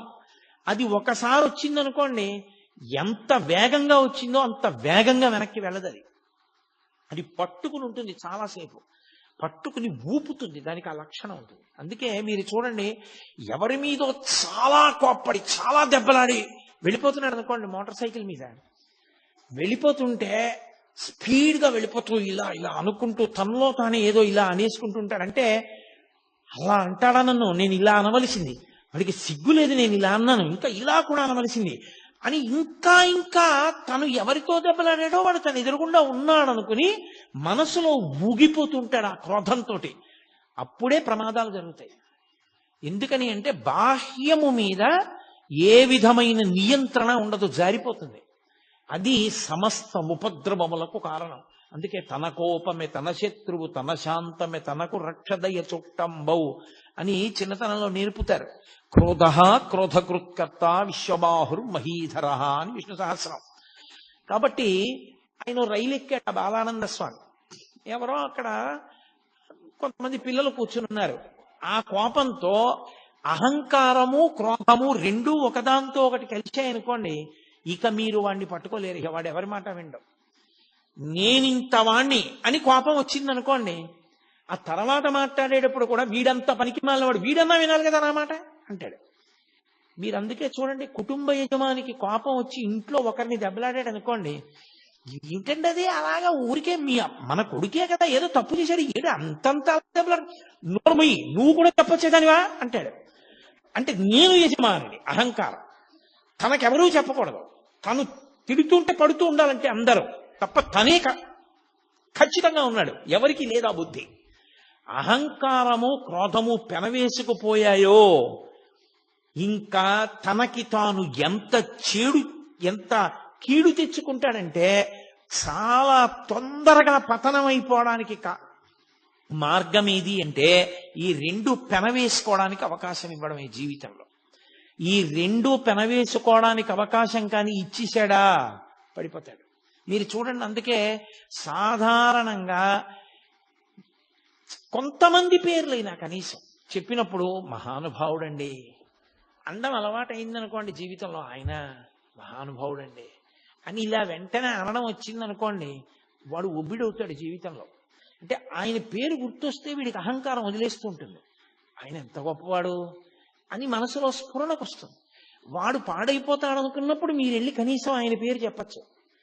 ఏమిరా ఇన్ని చెప్తావు, పరమాచార్య ఇలాగే చెప్పారా, పరమాచార్య ఇలాగే ప్రవర్తించమన్నారా అన్నారు అనుకోండి, వాడు వెంటనే నాదస్వరం ఊస్తే పాము తగ్గిపోయినట్టు తగ్గిపోతాడు ఆ పేరు వినపడేటప్పటికి. అసలు అహంకారమే పెరిగిపోయింది అనుకోండి, పూర్తిగా దాన్ని పాలు పోసి పోషించేశారనుకోండి. మీరు అందుకే కొంతమంది వ్యక్తుల్ని చూడండి, ఎవరి పేరు చెప్పండి ఏకవచన ప్రయోగం వాడా అంటాడంతే. అంటే ఆయన ఉద్దేశ్యం ఏంటంటే తనకన్నా గొప్పవాడు ఎవరూ లేడు, ఎవరి గురించి అయినా తానే చెప్పగలడు. అందరిలోనూ దోషములే చూస్తాడు, ఎవరి యందు ఏ గొప్ప గుణాన్ని చూడలేడు. అది ప్రమాదకరమైన లక్షణం. మీరు ఏ ఆశ్రమంలో ఉన్నారన్న దాంతో సంబంధం ఉండదు, మీరు ఎంత సంస్కరించుకున్నారన్న దాంతో మీ గౌరవం, మీరు ఉన్న చోట శాంతి నిలబడి ఉంటాయి. అది లేని నాడు అటువంటి వ్యక్తిని మీరు ఎక్కడికి తీసుకెళ్లి పెట్టండి, అశాంతే తప్ప శాంతి నిలబడదు. అది రమణ మహర్షిని అడ్డుపెట్టి పరిశీలనం చేసినప్పుడు రమణ తత్వం ఎంత శాంతికారకమో ఆయన పక్కన పెట్టి చూసినప్పుడు ఇవన్నీ అంత అశాంతికారకములు. ఆ పిల్లల్ని పట్టుకొని ధూర్తతనంగా మాట్లాడాడు. రైల్లో ఎక్కిన తర్వాత ఇతనెవరో వాళ్ళకేం తెలుసు, వాళ్ళెవరో ఇతనికేం తెలుసు, నేనింత గొప్పవాడిని నేను అనుకుంటున్నాను కానీ వాడికి ఎలా తెలుస్తుంది నేను గొప్పవాడినో కాదో? తెలియదు కదా. అలా అనుకోవడానికి అవకాశం ఎక్కడ ఉంటుంది? అలా అనుకోకూడదు. అలా అనుకుంటే అసలు నువ్వు జీవితంలో ఇవ్వడలేవు. ఇవాళ రాత్రి సన్మానం అయింది, 150 పూలదండలు వేశారు. రేపు పొద్దున నీ కర్మకాలి రిజర్వేషన్ లేకుండా ప్రయాణం చేయాల్సి వచ్చింది. నువ్వు జనరల్ కంపార్ట్మెంట్ లో అవసరమైతే మరుగుదొడ్డి దగ్గర నిలబడాలంతే. నిన్ననే నాకు దండలేశారు, ఏమిటిది అందరూ నా మీద ఇలా పడిపోవడం, నాకు లేచి సీటు ఇవ్వద్దా అంటే అందరూ కలిపి నేను భోగిలోంచి కిందకి దోహేస్తారు. దీపం ఈ ఊళ్ళో నువ్వు ఎక్క రైలే, ఇక అంత గొప్పవాడు అయితే కారు ఎక్కవా, అంతేగాని ఏమి నువ్వు ఎక్కితే సీట్ ఎందుకు ఇస్తాను నీకంటారు. నువ్వు నీకు నేనింతవాణ్ణి అనుకున్నప్పుడు నువ్వు ఇమడలేవు. నువ్వు ఎక్కడున్నావో తెలుసుకోవడం నీకు అలవాటైన నాడు మహామహులంతటి వారు అవకాశం, సందర్భం, సమయం కలిసి రానప్పుడు సమయానికి అనుగుణంగా అలా ప్రవర్తించారు. రామచంద్ర ప్రభు అంతటి వాడు 14 ఏళ్ళు అరణ్యవాసం చేశాడు. నేనెంతటి వాణ్ణి? అవసరం అలా వచ్చింది, పూర్వజన్మ కర్మక్షయం ఇలా అయిపోతుంది. కాబట్టి ఇప్పుడు ఈ కష్టం ఏమిటో, ఇది ఎలా ఉంటుందో, ఇంతమందితో కలిసి నిలబడి వెళ్ళడం ఇదో అనుభూతి. పరమేశ్వరానుగ్రహం ఉత్తప్పుడు కుదురుతుందా? వస్తుంటే తప్పుకోండి అంటారు. ఎంత సంతోషంగా ఉంది ఇవాళ అనుకుని నించున్నాడు అనుకోండి, ప్రశాంతంగా ఉంటుంది. నిన్ను పరిశీలించుకోవడంలో నీకు శాంతి, ఇతరులకు శాంతి. అది నీకు రాకపోగానే ప్రమాదం. కోపం రావడం తప్పు కాదు, కోపం రావాలి. దేనికి రావాలో తెలుసా? వ్యవస్థని చక్కదిద్దడానికి కోపాన్ని నటించాలి. ఒక్కొక్కసారి కోపం వచ్చేసి కాదు, కోపం నటించాలి. కోపం వచ్చేసింది అన్నట్టు ఉండాలి. 1-2 నిమిషాలాగి వస్తే కదా కోపం, వస్తే ఊపేస్తుంది. కోపం వదిలేసినట్టుగా నటించి చక్కగా మాట్లాడి వెళ్ళిపోవాలి. కోపము వ్యవస్థని దిద్దడానికి సాధనం అవ్వాలి తప్ప కోపమునకు తాను వశుడు కాకుండా ఉండాలంటే ఎంతో పరిశీలన ఉండాలి. అది మహానుభావులకు ఉంటుంది. వేషాలు కడితే ఎక్కడి నుంచి వస్తుంది? అందుకని ఆయన రైల్లోకి వెళ్ళాడు, ఆ పిల్లలతోటి దెబ్బలాట పెట్టుకున్నాడు. నా అంతటి వాడిని చెప్తుంటే బుద్ధి లేదా, నీ చెప్పిన పని చెయ్యొద్దా అన్నాడు. ఆ పెట్టేదో తీయమన్నాడు, వాళ్ళు తీయలేదు. వాళ్ళకి కోపం వచ్చింది. వెంటనే అతను కాలి చెప్పు తీసి ఒళ్ళంతా ముద్దర్లు పడేటట్టు కొట్టాడు. అయిపోయిందా అహంకారం? ఇప్పుడు నేను ఫలానా అన్నాడు, ఎక్కువ అంటాడు. అయిపోయిందా నీ గౌరవం? ఒకవేళ నువ్వు ఎవరో తెలుసు అని వెళ్ళి నించున్నాడు. వెళ్ళి నించుంటే రైల్వే స్టేషన్లో ఆ రోజున నేను రైలు ఎక్కినప్పుడు ఏమైందో నీకు తెలిసిందా అని అడిగాడు. ఎంత విచిత్రమైన ప్రశ్న చూడండి. అంటే తనకి అవమానం జరిగిందని ఆయనకి తెలిసిపోయిందేమో. ఏమైంది నాకు తెలీదు అని ఆయన అన్నారనుకోండి, ఏమీ తెలియనట్టే ఉంటాడు. తెలిసింది అన్నారనుకోండి, సంగతి తెలిసిపోయింది కదా. నీ ముఖం మీద ఉమ్మేసి వెళ్ళబట్టే చెప్పులు ఎట్టి కొట్టారు ఒళ్ళంతా. నేను బుద్ధి లేనివాడిని అన్న విషయం నిరూపింపబడింది అక్కడ. నువ్వే గొప్పవాడివని తెలిసిపోయిందని కదా దాని ఉద్దేశ్యం. ఆయన ఏమీ అనలేదు, అలాగే అన్నారు. అతనే అన్నాడు, నీ ముఖం మీద ఉమ్ము వేసి వెళ్ళాను కదా, ఒళ్ళంతా చెప్పులతో కొట్టారు. నీకు ఇంకా నా మీద ప్రతీకార భావన ఉందా ఉమ్మేశానని? ఎవరు లేరుగా నా చుట్టూ, నా మీద నువ్వు ఉమ్ములేయి అన్నాడు. చుట్టూ ఎవరూ లేరు కాబట్టి. అది మీరు ఒక సందర్భంగా తీసుకోకండి. నేను మీతో మనవి చేసేది అదే. మనుష్యులు అహంకారంతో ఉన్నప్పుడు ఉండేటటువంటి లక్షణాలు ఎలా ఉంటాయో, ఎప్పుడూ ఒక్కలా ఉండగలిగినటువంటి స్థితప్రజ్ఞుడు ఎలా ఉంటాడో, రమణుల జీవితంలో ఎన్ని సందర్భాలు, నేను ఎక్కడ చెప్పను, కొన్ని సంవత్సరాలు ప్రసంగం చేయాలి నేను ప్రతిదాన్ని విశ్లేషించడం మొదలు పెడితే. కాబట్టి ఆయన ఏమీ అనలేదు, ఊరుకున్నారు. ఊరుకుంటే అన్నాడు, మళ్ళీ అంతలో అహంకారం వచ్చింది. పూర్వస్థాయి తనకు ఉండాలి. అందుకని పద విరూపాక్ష గుహలో కూర్చుందాం, నీకు నేను ఇవాళ ఒక కొత్తది యోగ విద్య ఒకటి నేర్పుతాను పద అన్నాడు. ఆయన ఏమీ అనలేదు. ఆయన ముందు నడుస్తున్నాడు, ఈయన వెనకాల నడిచాడు. ఈయన కూర్చున్నారు, ఆయన కూర్చున్నాడు. కూర్చున్న తర్వాత అన్నాడు, ఇప్పుడు నేను నీకు యోగ విద్య నేర్పుతానన్నాను కాదు, ఊపిరి ఇలా తీ అన్నాడు. ఆయన మామూలుగానే ఇలా చూస్తూ తీసుకుంటున్నారు, ఆయన ఏమీ చేయలేదు. అదే చెప్పాను, అలా ఊపిరి బిగబట్టడం, ఊపిరి వదలడం చేయకూడదని. అంటే ఏమిటి? వినేవాళ్ళకి చూసేవాళ్ళకి మళ్ళీ తను వచ్చినా సరే భయపడిపోయి ఆయనే గొప్పవాడు, నా గురువు అని రమణులు తనకి వశపడ్డారని తెలుసుకోవాలని. మళ్ళీ ఏదో అల్లరి చేస్తున్నాడు, ఇది ప్రశాంతంగా ఉండనివ్వట్లేదని పళనిస్వామి వాళ్ళు 10 మంది వచ్చారు. వాళ్ళని చూసి అన్నాడు, బుద్ధి ఉందా లేదా, పెద్దవాళ్ళం ఏదో మాట్లాడుకుంటున్నాం ఇక్కడ, మీరెందుకు బయటికి పోండి అన్నాడు. ఎంత అహంకారం అండి అది! ఎన్ని వింటే పోతుంది? అది పరిశీలనం చేత పోతుంది కానీ తనని తాను ఉద్ధరించుకోవాలనే ప్రయత్నం చేత పోతుంది తప్ప ఇంత వాణ్ణి అనుకోవడం మొదలు పెడితే దానికి అంతే ఏమైనా ఉంటుందా? ఎవరినైనా అధిక్షేపించి మాట్లాడటమే. అయిపోయింది, వెళ్ళిపోయాడు. వెళ్ళిపోయి మర్నాడు పొద్దున్న ఓ చుట్ట ఒకటి తీసి నోట్లో పెట్టుకుని విప్పట్రా చుట్ట వెలిగించుకోవాలన్నాడు పళనిస్వామిని పిలిచి. ఆయన స్వామి ఏమిటి, చుట్ట ఏమిటి, కాల్చుకోవడం ఏమిటి, అరుణాచలం కొండ మీద ఏమిటది? ఓ చండ్రకర్రకి నిప్పంటించి పట్టుకెళ్ళాడు ఆయన. ఇంత నిప్పట్టుకొచ్చేమిటి చుట్ట వెలిగించుకోవడానికి అన్నాడు. మీరు పెద్దవాళ్ళు కదా, పెద్దదే ఉండాలి ఏదైనా, అందుకని పెద్ద నిప్పట్టుకొచ్చానన్నాడు. ఇంకొకరిని పిలిచాడు, నేను మొహం కడుక్కోవాలి, కర్ర పుల్ల పట్టరా అన్నాడు. ఆయన ఓ చెట్టు కొమ్మ నరికి లాక్కొచ్చాడు. కొమ్మట్టుకొచ్చావు ఎందుకన్నాడు. పెద్దవాళ్ళు కదా మీరు, పెద్ద కొమ్మే ఉండాలి, నువ్వు పళ్ళు తోముకోవడానికని కొమ్మ తెచ్చానన్నారు. అంటే మీరు ఒకటి గమనించాలి, ఇది వినడానికి చాలా సంతోషంగా ఉంది. మీరు చూడండి, ఇప్పుడు నేను ఇది చెప్తున్నప్పుడు వెంటనే మీరు సంతోషంగా ఓ చిన్న నవ్వు నవ్వుతారు. ఎందుకని అంటే మంచి భలేవాడు అడిగిన దానికి భలే చెప్పాడురా అని. అంటే మనకి మూడో వ్యక్తిగా స్పందించడం అలవాటు. ఆయన అలాంటి వాడిని ఓ నిర్ణయం, వాడికి భలే దెబ్బ కొట్టారా అని మనదో నిర్ణయం. కాబట్టి మనం ఓ చిన్న నవ్వు, ఏమీ లేకుండా ఉదాసీనంగా కూర్చున్నవాడు ఎవరైనా ఉన్నాడు అనుకోండి, వాడు శ్రోతలలో కొంత పరిణితికి వెళ్ళిపోయిన వాడిని గుర్తు. ఎందుకు వచ్చింది అది? రమణులు చూడు చక్కగా ఎందుకు వచ్చిన అల్లర్లు ఈ అహంకారంతో. ఈయన అండము బాగుంది, వాళ్ళ అండము బాగుంది, ఇద్దరూ పాడవుతున్న వాళ్లేగా. రమణుల చుట్టూ చేరి ఎవరు మాత్రం ఏం నేర్చుకుంటున్నారా ఆయన్ని చూసి అన్న భావన కలిగిందనుకోండి, అప్పుడు ప్రతిస్పందన ఉండదు అన్న భావనతో ఊరుకుంటారు. అంటే పరిశీలనము జరిగిందని గుర్తు. అక్కడ ఒక్క సంఘటనలో అన్ని విషయాలు చూపిస్తారు.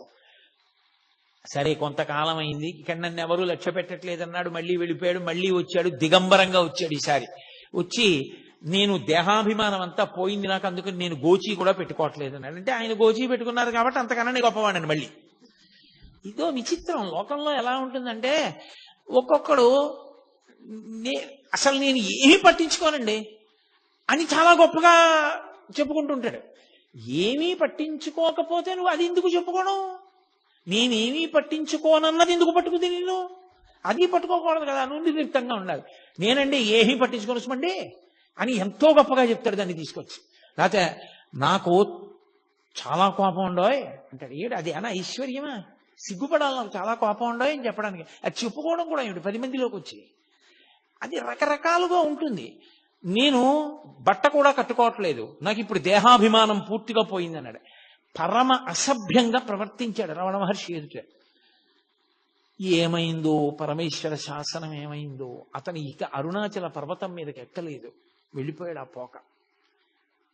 పరమేశ్వరుడు ఇచ్చగించలేదని మనం అనుకోవాలి. ఇక వీడికి ఎంత సంఘం ఇచ్చినా వీడు మారడనుకుని ఉంటాడు ఈశ్వరుడు. ఈయన ముందు ఎందుకు ఇది, ఈ అల్లరంతా ఎందుకు అనుకుని ఉంటాడు. దానివల్ల రమణులలో ఏదో ఉద్వేగం వస్తుంది, రమణులకు ఏదో బాధ కలుగుతుందని కాదు. ఇక అతను రావడం మానేశాడు. ఇంకొకడు బయలుదేరాడు, వచ్చి నీకు నేను దత్తాత్రేయ మంత్రాన్ని ఉపదేశం చెయ్యాలనుకుంటున్నానన్నాడు. ఆయన ఏమీ అనలేదు, అలా చూస్తున్నారు. నిన్న రాత్రి నాకు దత్తాత్రేయుల వారు కనబడ్డారు, నీకెళ్ళి మంత్రం చెప్పమన్నారు, అందుకు వచ్చాను, ఉపదేశం చేస్తాను రా అన్నాడు. ఆయన అలా చూస్తున్నారు. ఏ కష్టంగా ఉంటుంది మంత్రం అనుకుంటున్నావా? చిన్నదే, పెద్ద కష్టమేం కాదు, చెప్తాను, ఆ మంత్రం జపం చేయి అన్నారు. ఆయన అన్నారు ఇంకా వింటలేదు, రా రా రా అంటున్నాడని. ఆయన అన్నారు, మీకు కనపడి ఉపదేశం చెయ్యమన్న దత్తాత్రేయుల వారు నాకు కనపడి ఉపదేశం పుచ్చుకోమంటే పుచ్చుకుంటానన్నారు. అతనికి ఎక్కడలేని కోపం వచ్చేసింది. అంటే నేను దత్తాత్రేయుల వారు చెప్పకుండా వచ్చాను అనుకుంటున్నావా? చేయించుకుంటావా చేయించుకోవా ఉపదేశం అన్నాడు. ఆయన ఏమీ మాట్లాడలేదు. నీకేం కీర్తి ప్రతిష్టలు ఉండవు, నువ్వు ఏమీ గౌరవం లేనివాడివి అయిపోతావు అని చెప్పి అతని దగ్గరికి ఎందుకు వెడతారు? అతనికి ఏం తెలియదు, అతనికి మంత్రోపాసన కూడా లేదని చెప్పి వచ్చిన వాళ్ళందరికీ ప్రచారం చేసేవాడు. సూర్యబింబానికి ఒక అరిచెయ్యి అడ్డు పెడితే దాని యొక్క తేజస్సుని ఆపగలమా? ఆయన అన్నిటినీ దాటిపోయిన మహానుభావుడు. మంత్రోపాసన ఎవరు తీసుకుంటారు? ఆయన స్థాయిని పొందడానికి మంత్రోపాసన ఒక సాధనం. ఆ స్థాయికి వెళ్ళిపోయిన వాడికి ఇక మంత్రోపాసన ఏమిటి? కడుపు నిండిన వాడికి అన్నం ఏమిటి? దాహం తీరిన వాడికి మంచినీళ్ళు ఏమిటి? నిద్ర లేచిన వాడికి మళ్ళీ నిద్ర ఏమిటి? అది అవగతం లేకుండా, దాని మీద అవగాహన లేకుండా మేము గొప్పవాళ్ళం అనిపించుకోవాలని తాపత్రయంతో వచ్చి అక్కడికి చేరిన వాళ్ళు అన్నీ విడిచిపెట్టేశామన్న పేరుతో ఎంతమంది ఉన్నారో చూడండి. ఇంతమందిని తట్టుకున్నారు. ఒక 100 మంది తాగి వచ్చారు రోజు. వచ్చి మేము ఎక్కడో దక్షిణ దేశంలో ఉంటాం, అగస్త్య మహర్షి గుహలోకి వస్తుంటారు, అక్కడికి మిమ్మల్ని తీసుకురమ్మన్నారు, అందుకని చెప్పి నిన్ను తీసుకెళ్ళడానికి వచ్చాను, లే నిన్ను ఎత్తుకుపోతాం ఇక్కడి నుంచి అన్నారు. ఏమిటి ఆయన ఏమీ ప్రతిస్పందన లేదు, అలా చూస్తున్నారు.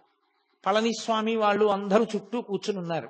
వాళ్ళందరూ ఒక్కసారి బుద్ధుందా లేదా అని తిరగబడేసరికి 100 కూడా పలాయనం చిత్తగించారు. ఎంత మందితో ఎన్ని ఇబ్బందులు! మన దృష్టికోణంలో అయితే ఇవన్నీ ఇబ్బందులు. భగవాన్ రమణుల దృష్టికోణం అయితే లోకం యొక్క పోకడ. ఆ స్థాయికి చేరకపోతే అలా ఉంటుంది. మీరు చూడండి, లోకంలో ఒక స్థితి ఉంటుంది. అమ్మ కడుపున పుట్టినటువంటి పిల్లే అమ్మ అన్నం తింటోంది అనుకోండి, అది కొత్తగా ఎవరో బంధువుల ఇంటికి వచ్చింది. అమ్మ దానికి కడుపు నిండా అన్నం పెట్టి కూర్చోబెట్టి టీవీ చూడవే అని ఏదో బొమ్మలు కనపడేటటువంటిది పెట్టి చూడమంది. అమ్మ అన్నం తింటోంది, 4 ముద్దలు తినలేదు. ఇది వచ్చేసి అమ్మ నువ్వు వచ్చేయి, అమ్మ నువ్వు వచ్చేయి, అమ్మ నువ్వు తొందరగా తినేసి వచ్చేయి, తొందరగా తినేసి వచ్చేయి అని తల్లిని పీకు తినేసి తల్లి తొడక్కి కూర్చుంటుంది. దాని పోరు పడలేక అమ్మ గబగబా తినేసి వెళ్ళిపోతుంది. ఈ పిల్లే అమ్మని అన్నం తినివ్వకుండా చేసింది. చాలా మంది పిల్లలు చూడండి, తల్లులకు బాగా తెలుస్తుంది. తల్లి అన్నం తింటున్నప్పుడే వాళ్ళకి మరుగుదొడ్డి అవసరం వస్తుంది. అమ్మ అన్నించుంటారు అంతే. ఆ తల్లి గవ్వ చేయి కడుక్కుని పాపం వెళ్ళి వాళ్ళ అవసరం తీర్చి మళ్ళీ వస్తుంది. ఏం చేయిస్తుంది? ఏదో మళ్ళీ కొంచెం తిని ఆ కడుపు నిండిపోయింది అనిపించుకుంటారు. కొడుతుందా పిల్లల్ని? అసహించుకుంటుందా? ఏంట్రా ఇంత యుక్తాయుక్త విచక్షణ లేకుండా ఈ పిల్లలు ఎప్పటికి పెద్దవాళ్ళు అవుతారా? ఏంట్రా అన్నం కూడా తిన్నవారు దిక్కుమాల సంతానం సంతానం సంతానం అని ఏడిచానంటుందా? పరిపక్వత వచ్చిందనుకోండి, వాడే అమ్మ దా అని చెయ్యి పట్టుకుని తీసుకెళ్ళి, మా అమ్మ చిన్నప్పుడు పప్పు అన్నం బాగా మెత్తగా నలిపి చారు పోసి నెయ్యేసి మా అమ్మ నోట్లో పెడితే ఎంత బాగుండేదో. ఇప్పుడు మా అమ్మ పెద్దదైపోయింది, అంత గట్టిగా నలుపుకుని కలుపుకోలేదు. అమ్మ నేను కలిపి పెడతానుండని వేడి అన్నంలో పప్పు వేసి నెయ్యి వేసి మెత్తగా కలిపి చారు పోసి, అమ్మ మెత్తగా ఉంది, నీకు ఇలా ఇష్టం కదా, అమ్మ నువ్వు తిను అని, అమ్మ చేతికి సరిగ్గా పట్టుకోదేమో, నీకు చెయ్యి వణుకుతుంది, ఇదిగో ఈ చెంచాతో తిను అని చెంచా కూడా వేసి, అమ్మ చెంచాతో ఇలా ఇలా అంటూ కింద పడేసుకుంటా, అమ్మ నేను పెడతానుండు అని చెంచాతో తీసి అమ్మ నోట్లో పెడతాడు.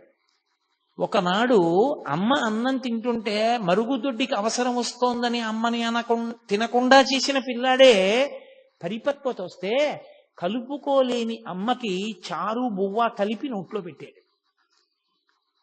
ఇది తల్లికి తెలుసు. తల్లిది పరిణతి, తల్లిది ప్రేమ.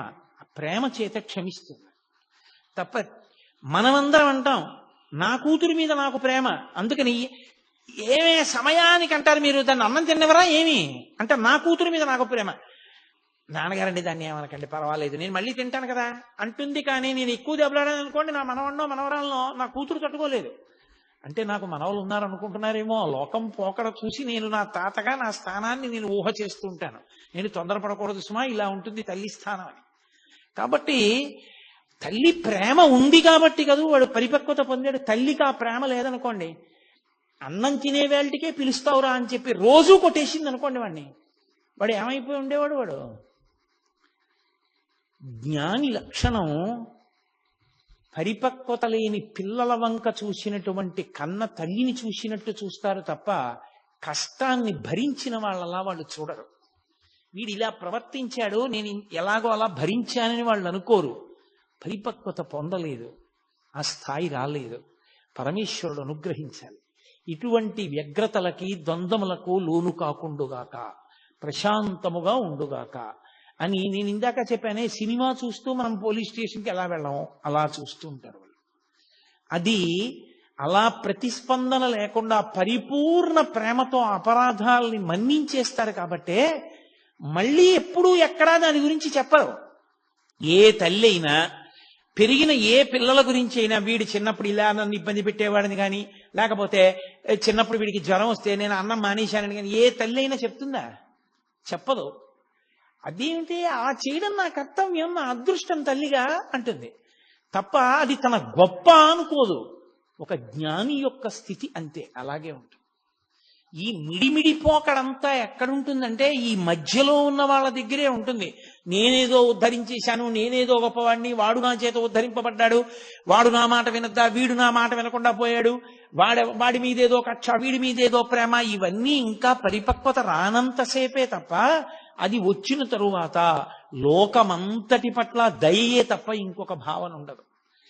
ఒకరితో సంగం ఉండదు, ఒకరితో ప్రీతి ఉండదు, ఒకరి పట్ల అప్రీతి ఉండదు. వీళ్ళు మా అమ్మ అందుకని ఏదో ప్రేమ, వీళ్ళు మా అమ్మ కాదు అందుకని వాళ్ళ మీద తక్కువ భావన, అలా ఏం ఉండవు. అన్నీ ఈశ్వరుడే. అందుకే స్వయంగా అలగమ్మ గారే వచ్చారు. ఒకసారి తిరుపతి వెళ్ళి అలగమ్మ గారు వచ్చారు. పాపం ఆవిడ ప్రారంధ కర్మ కష్టాలన్నీ అలగమ్మ గారికే వచ్చాయి.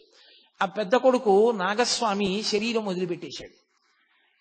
ఆ చిన్నవాడు పాపం, ఆ పిల్లవాడు ఆ మూడో సంతానం, రెండోవాడు వెంకటరామన్ రమణ మహర్షి, మూడో పిల్లవాడు ఆ నాగసుందరం.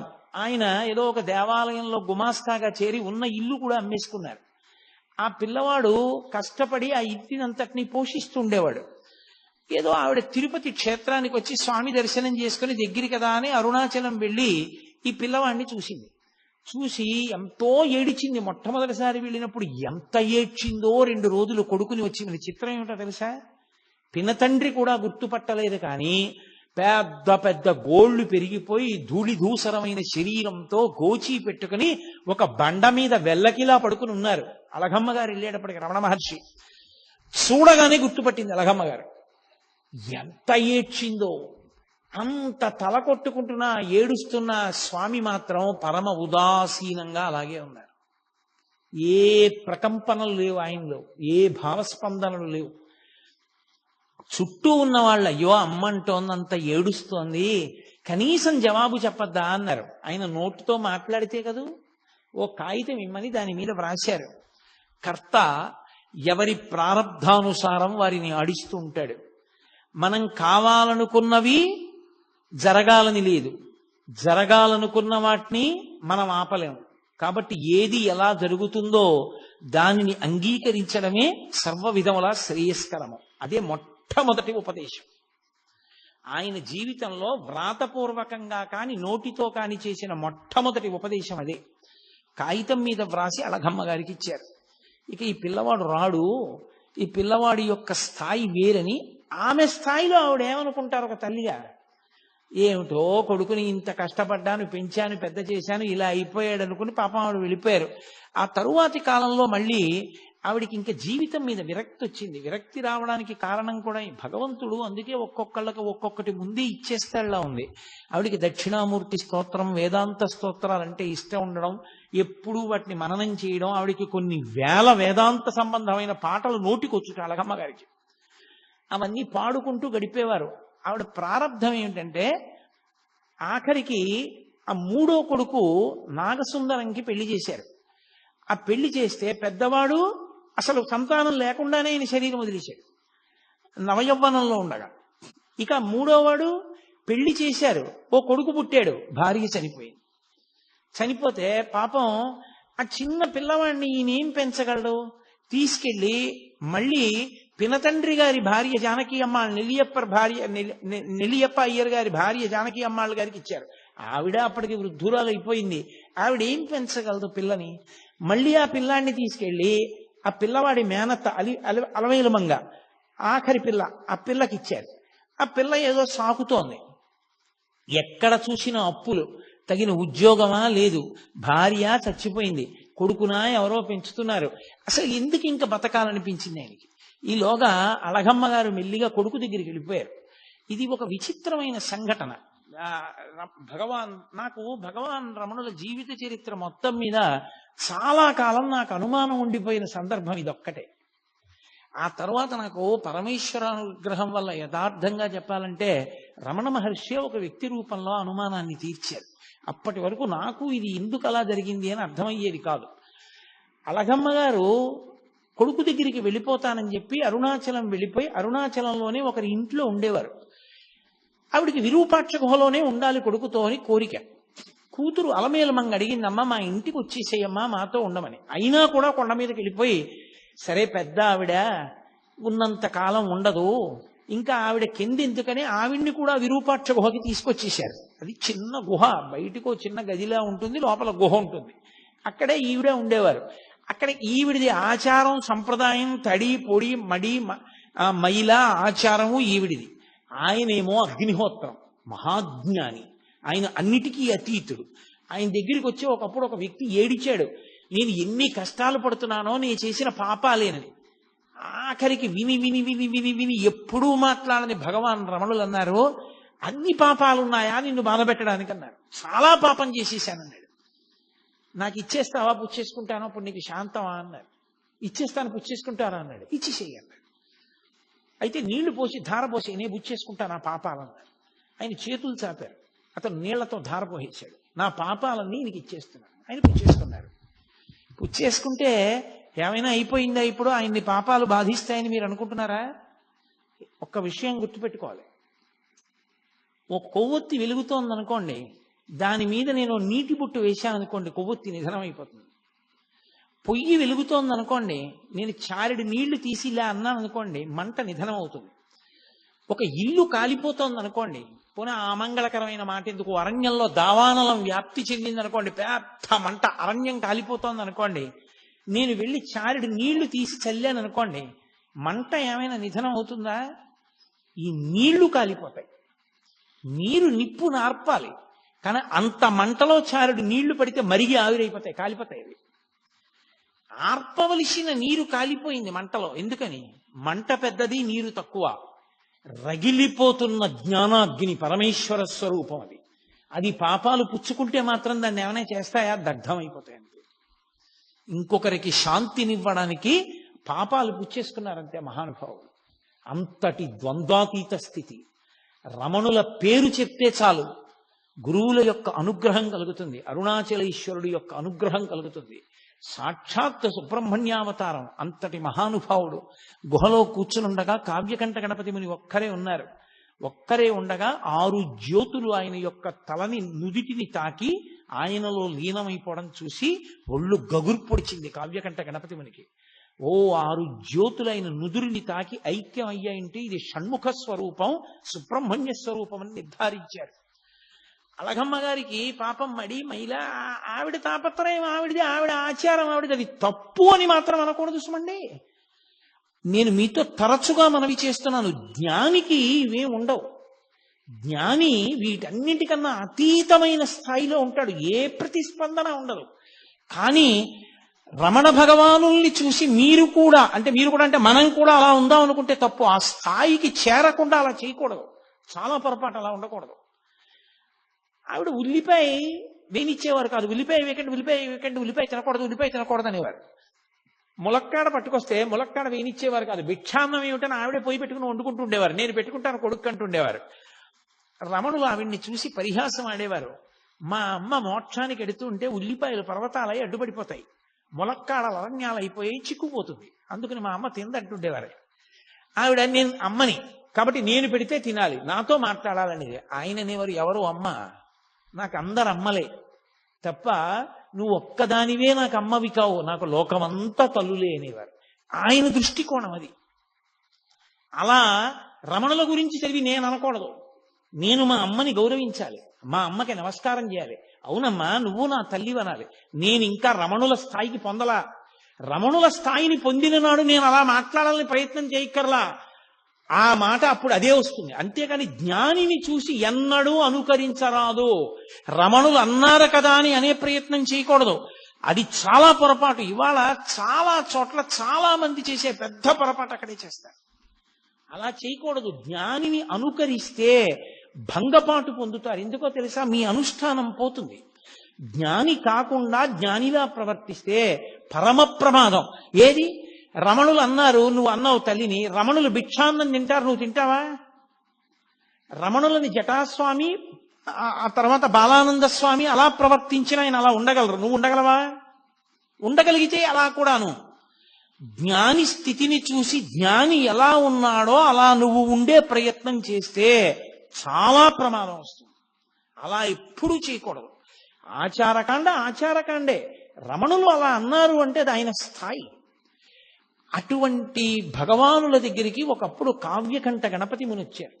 నేను కావ్యకంఠ గణపతి ముని గురించి కేవలం 1-2 వాక్యాలు చెప్పి వదిలేశాను అనుకోండి, అంతకన్నా అన్యాయమైన విషయం ఇంకోటి లేదు రమణతత్వం చెప్పేటప్పుడు. ఎందుకంటే రమణులకు కావ్యకంఠ గణపతి మునికి అంత సాన్నిహిత్యం. కావ్యకంఠ గణపతి ముని గురించి చెప్తే రమణుల గురించి చెప్పాలి, రమణుల గురించి చెప్తే కావ్యకంఠ గణపతి ముని గురించి చెప్పాలి.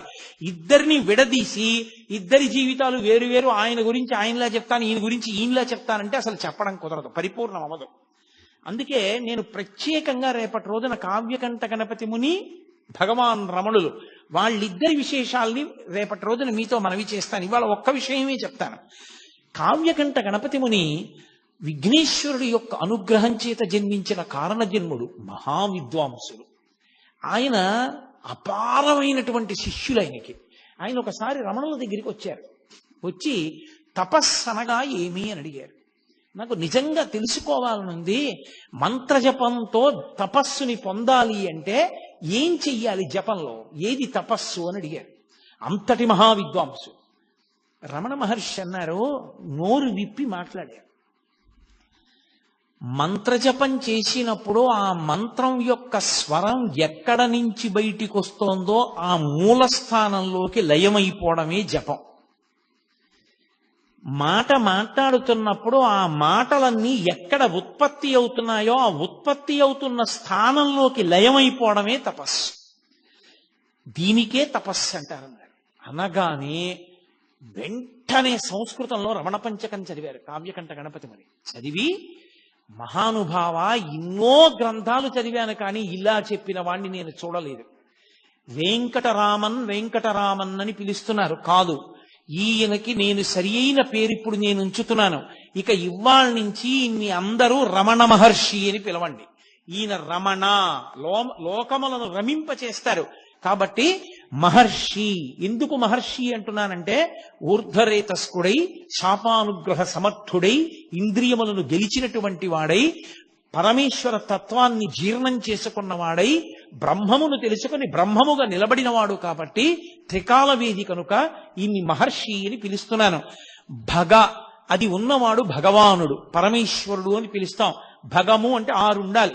ఆ 6 ఐశ్వర్యము, సమగ్రత్వము, ధర్మము, యశస్సు, శ్రియము, జ్ఞానము, వైరాగ్యము. ఈ 7 ఉంటే భగవంతుడు అని పిలుస్తారు. ఈ 7 పుష్కళంగా ఆయన యందు ఉన్నాయి. అపారమైన తపస్సు చేత మహర్షి అయి ఈ 7టిని పరమేశ్వరుడితో సమానంగా పొందారు కనుక ఇక నుండి వీరిని భగవాన్ రమణ మహర్షి అని పిలవండి అన్నారు. కావ్యకంఠ గణపతి ముని పెట్టినటువంటి పేరే భగవాన్ రమణ మహర్షి అన్న పేరు తరువాతి కాలంలో లోకంలో ప్రచారమైంది. అటువంటి రమణులు అరుణాచల పర్వతం మీద తిరుగుతుండగా వారికి కేవలం మనుష్యులతోటి సంబంధం కాదు, మీరు తపోనిష్టాగరిష్ఠులైనటువంటి వారు ఉన్న ప్రదేశాలని పరిశీలనం చేస్తే అక్కడ వారి తపస్సు యొక్క ప్రకంపనల చేత, తప ప్రభావం చేత సమస్త జీవులు వాటి మధ్య ఉన్న వైరాన్ని మరిచిపోయి ఏది దేన్ని చెనకదు. ఆయన స్కందాశ్రమానికి వెళ్ళారు. శిష్యులందరూ కలిసి ఆ పైన నీటి కయ్య, మామిడి చెట్లు అవి ఉన్నాయని అక్కడ చదును చేసి 2 గదులు, ఆయన ధ్యానం చేసుకోవడానికి పర్వత గుహలా ఉండేటటువంటి ఓ గదిని నిర్మాణం చేశారు. నిర్మాణం చేసి ఆయన సుబ్రహ్మణ్యావతారం అని స్కందాశ్రమము అని పేరు పెట్టారు. ఇప్పటికీ చూడొచ్చు, అరుణాచల పర్వతం ఎక్కి చూడొచ్చు స్కందాశ్రమాన్ని. ఆ స్కందాశ్రమంలో ఆయన ఉండే రోజుల్లో ఒక పెద్ద పాము ఒకటి వెడుతోంది. అందరూ భయపడేవారు. ఆయన దాన్ని తేరిపారి చూస్తున్నారు. అది ముందు నడుస్తోంది, రమణులు వెనకాతల నడుస్తున్నారు. కావాలని కాదు, ఆయన వెడుతున్నారు, అది ముందు వెడుతోంది. అది ఒక 2 రాళ్ల మధ్యలోకి వెళ్ళింది. వెళ్ళి కొంచెం ఇరుకున పడినట్టు అనిపించింది దానికి. ఆయన వెనకనే నడుస్తూ దగ్గరగా వచ్చారు. అదొక్కసారి తలెత్తి పడగ విప్పింది. ఆయన దాని కళ్ళల్లోకి అలా చూశారు.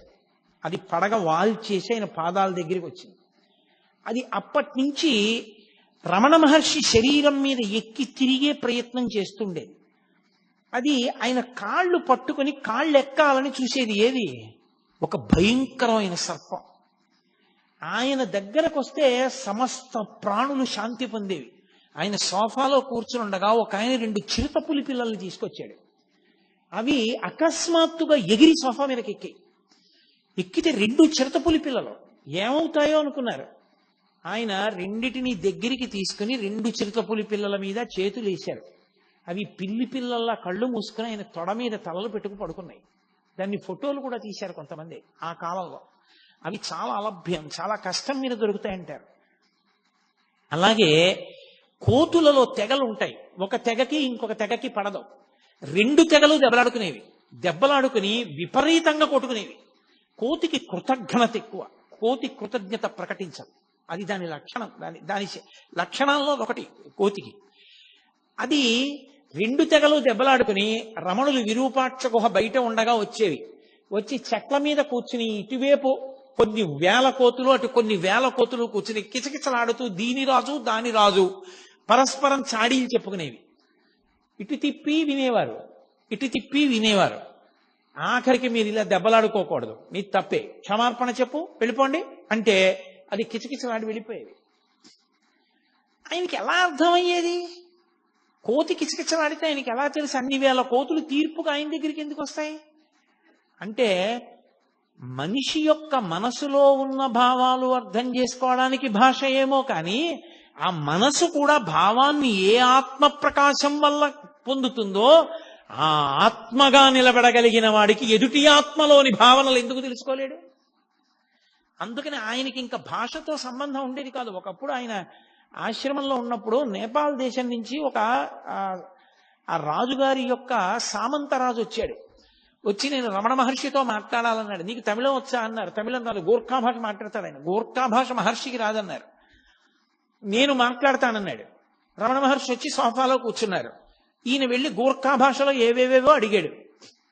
ఆయన కళ్ళల్లోకి అలా చూశారు ఒక 5 నిమిషాలు. మహానుభావ, చాలా సంతోషం, నాకు అంతా అర్థమైపోయింది, వెళ్ళిపోయాడు. వాళ్ళ రాజుగారికి చెప్పాడు. వాళ్ళ రాజుగారు వచ్చి వీరికి అన్నీ అర్థమైపోయాడు, మీరు చెప్పినవన్నీ గోర్ఖా భాషలో ఈయనకి చెప్పినవన్నీ మాకు చెప్పాడని చెప్తుంటే హాల్లో ఉన్న వాళ్ళందరూ నవ్వారు. రమణ మహర్షి గోర్ఖా భాషలో ఇవన్నీ చెప్పడం ఏమిటారు? ఆయన చూశారంతే అర్థమైపోయేది. అటువంటి మహాజ్ఞాని, పరమేశ్వర స్థాయిని పొందినటువంటి మహానుభావుడు, పరమేశ్వరుడైనటువంటి స్థితి అయింది.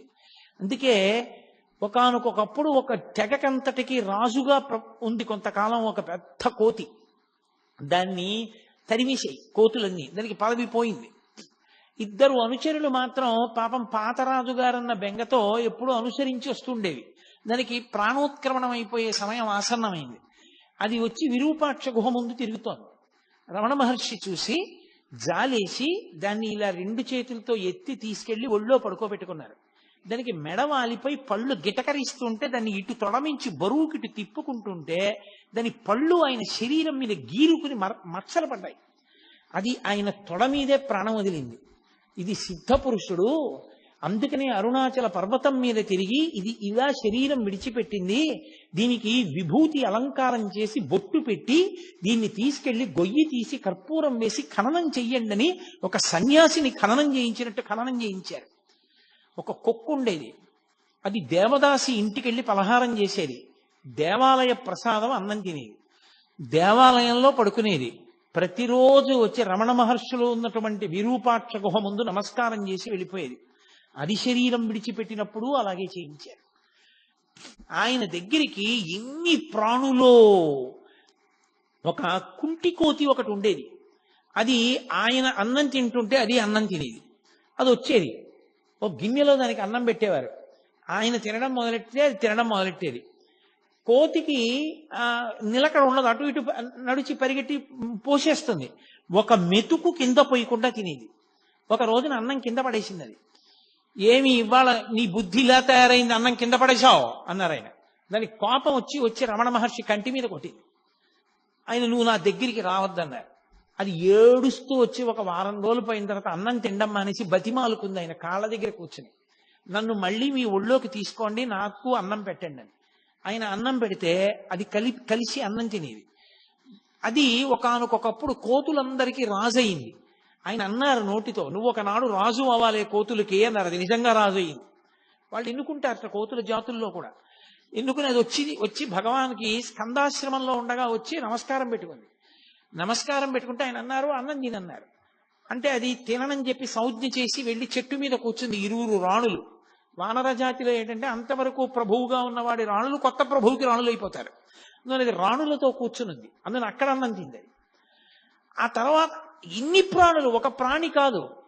ఆ కూరలవ్వ అని ఒక ఆవిడ ఉండేది. ఆవిడ పాపం ఆకుకూరలు తెచ్చి ఉడికించి రమణ మహర్షికి పెడుతూ ఉండేది అరుణాచల పర్వతం మీద ఉన్నప్పుడు. ఆవిడ మహాతల్లి లక్ష్మి అనేటటువంటి ఒక ఆవు రూపంలో పుట్టి ఆశ్రమానికి వచ్చింది. మహర్షి చెప్తూ ఉండేవారు, ఈవిడ కూరలవ్వ ఇప్పుడు లక్ష్మి అన్న గోవుగా వచ్చిందని చెప్పేవారు. దానికి ఎంత స్వాతంత్రం! అది తిన్నగా రమణ మహర్షి దగ్గరికి వచ్చేది. ఆయన కౌపీనం ఒకటే పెట్టుకుని కూర్చుని ఉండేవారు. ఆయన ఒళ్ళంతా నాకేసేది. నాకేస్తే నాలుక గరుగ్గా ఉంటుందేమో, ఆయన ఒళ్ళు ఎర్రగా అయిపోయేది. ఎర్రగా అయిపోయిన తర్వాత వెళ్ళిపోయేది. ఆయన హాల్లో కూర్చుని ఉంటే వచ్చి ఆయనకి రోజు ప్రదక్షిణం చేసి, అది రాత్రి పడుకోవడానికి వెళ్ళిపోయే ముందు ఆయనకి ప్రదక్షిణం చేసి నమస్కారం చేసి వెళ్ళిపోయేది. గోశాల కట్టారు. గోశాల కడితే గోశాలలోకి ఆ ఆవుని పంపిస్తున్నారు. అది వెళ్ళలేదు. ఎంత తోసినా వెళ్ళలేదు. అది అందరినీ తప్పించుకుని పరిగెత్తుకుంటూ హాల్లోకి వచ్చి రమణ మహర్షి ముందు నించుంది.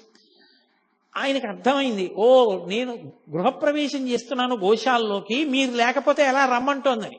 ఆయన లేచి వచ్చారు. ఎందుకు దాన్ని అలా ఇబ్బంది పెడతారు, అది నేను వచ్చాక గృహప్రవేశం చేస్తానంటోందన్నారు. అప్పుడు భగవానులతో కలిసి అది గృహప్రవేశం చేసింది.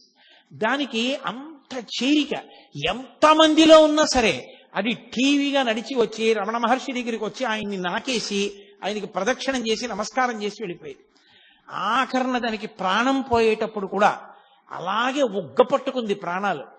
రమణ మహర్షి వెళ్ళి దగ్గర కూర్చుని ఒళ్ళో తల పెట్టుకుని, ఏమ్మా బాధగా ఉందా లక్ష్మి అని ఒళ్ళు నిమురుతుంటే ఆయన వంకే చూస్తూ ప్రాణం వదిలేసింది. ఇప్పటికీ రమణ మహర్షి ఆశ్రమంలో సమాధులుంటాయి. వెనక్కి వెళ్ళి చూస్తే అందులో ఆ లక్ష్మి గోవు అని ఆవు బొమ్మేసి సమాధి ఉంటుంది. అది ఒక సిద్ధయోగి చిట్ట చివరికి ఇలా వచ్చి ఒక గోవు రూపంలో సేవించిందని ఆయన దానికి సన్యాసిని ఎలా పూడుస్తారో అలా ఖననం చేసి సమాధి నిర్మాణం చేశారు. అలా ఒక కాకి ఒక గ్రద్ద పొడిస్తే వచ్చి రమణ మహర్షి దగ్గర పడిపోయింది. ఆయన దాన్ని ఒళ్ళో పెట్టుకునేవారు. అది అలా వారం రోజులు ఉండి ఆయన ఒళ్ళోనే పడుకుని ఒళ్ళోనే ఉండి ఒళ్ళోనే వదిలిపెట్టేసింది ప్రాణం. ఉడతలు పరిగెడుతూ ఆయన దగ్గరికి వచ్చి ఆయన ఒంటి మీద ఆడుకుంటూ ఉండేవి. ఆయన జీడిపప్పు తెచ్చి చేతిలో పట్టుకుంటే తినమంటే తినేవి కావు. ఉడతలన్నీ వచ్చి చుట్టూ చేరితే ఆయన ఒక్కొక్క జీడిపప్పు పెడితే ఈ ఉడతలన్నీ తింటూ ఉండేవి. పాము వచ్చి పడగపట్టి నించునేది. నెమలు వచ్చి అక్కడ నించునేది. నెమలి పావుని కొట్టేది కాదు, పావు నెమల్ని చూసి భయపడేది కాదు. అన్ని ఉడతలు ఆయన ఒంటి మీద తిరుగుతూ ఆడుకుంటూ ఉండేవి. పూర్వం మనం కాశీఖండంలో అగస్త్య మహర్షి యొక్క ఆశ్రమం గురించి చదివితే ఎంత విచిత్రంగా ఉంటుందో. ప్రాణులు తమ మధ్య వైరాన్ని కూడా మరిచిపోయి ఎలా తిరుగుతాయని చెప్తారో అలా తిరుగుతూ ఉండేవి ప్రాణులన్నీ ఆయన దగ్గర. జాక్ అని ఒక కుక్క, ఎంత విశ్వాసం మహర్షి అంటే. అంత విశ్వాసం ఉన్న కుక్క అది భీష్మాచార్యుల వారిలా ఉత్తరాయణ పుణ్యకాలం వచ్చే వరకు ప్రాణాలు ఒగ్గపట్టుకుని అపరభీష్ముడిని పిలిచారాయన దాన్ని. భగవాన్ వచ్చి దగ్గర కూర్చుని దాన్ని ఒళ్ళో పడుకోబెట్టుకున్న తర్వాత ఆయన వంక చూస్తూ కళ్ళు మూసేసింది. ఇప్పటికి జాక్ ది డాగ్ అని రాసి ఆ కుక్కకి కూడా సిద్ధ పురుషుడు ఆఖరిసారి ఇలా శరీరం విడిచిపెట్టారని దానికి సమాధి కట్టించారు. త్రికాలవేది ఎక్కడ ఎన్ని ప్రాణులు ఆయన కోసం వస్తే అన్ని ప్రాణులతో మాట్లాడుతుండేవారు. అన్నీ ఆయన్ని చూసి పరవశించిపోతుండేవి.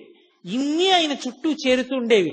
భగవంతుడి చుట్టూ సమస్త ప్రాణులు ఎలా తిరుగుతాయో రమణుల చుట్టూ అలా తిరుగుతుండేవి. అలఘమ్మ గారు స్కందాశ్రమంలోకి వెళ్ళిన తర్వాత ఆవిడికి అనారోగ్యం వచ్చి ఇక ప్రాణోత్క్రమణం అయిపోయే సమయం ఆసన్నం అయిపోయింది. ఇక మాట పోయింది.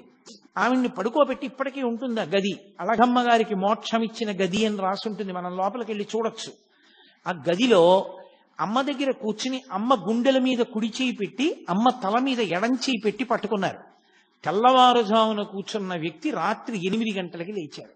లేచి అమ్మ మోక్షం పొందింది అన్నారు. అందరు ఆశ్చర్యపోయారు, ఏమైందన్నారు.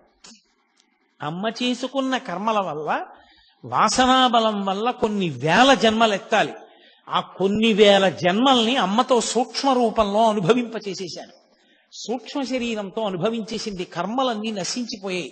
ఇప్పుడు అమ్మ మళ్ళీ పుట్టడానికి ఏ కర్మలు లేని స్థితిలో తన శరీరాన్ని విడిచిపెట్టేసింది. కాబట్టి అమ్మ సిద్ధి పొందింది. అందుకే అమ్మ చనిపోయిందంటే ఆయన ఒప్పుకునేవారు కాదు. సిద్ధి పొందింది.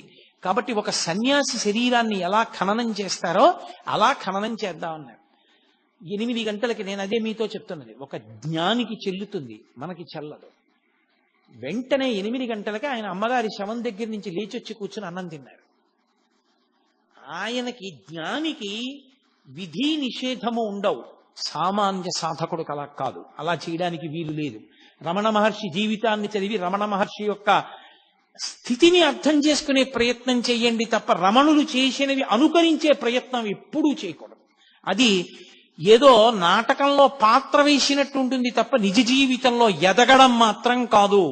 అది క్రమక్రమంగా సాధన చేత జ్ఞాని కావాలి తప్ప అకస్మాత్తుగా ఏవో కొన్ని పనులు చేసి నువ్వు జ్ఞాని అయిపోయావు అనుకుంటే చాలా చాలా ప్రమాదం. అది గతి తప్పిపోతాడు, సాధనలో కిందకి వెళ్ళిపోతాడు. పరమ ప్రమాదం అది. సరే, నేను దాని గురించి హెచ్చరికతో కూడిన ప్రసంగం ఎందుకు చెయ్యాలి, రమణతత్వం గురించి మాట్లాడే ప్రయత్నం చేస్తాను.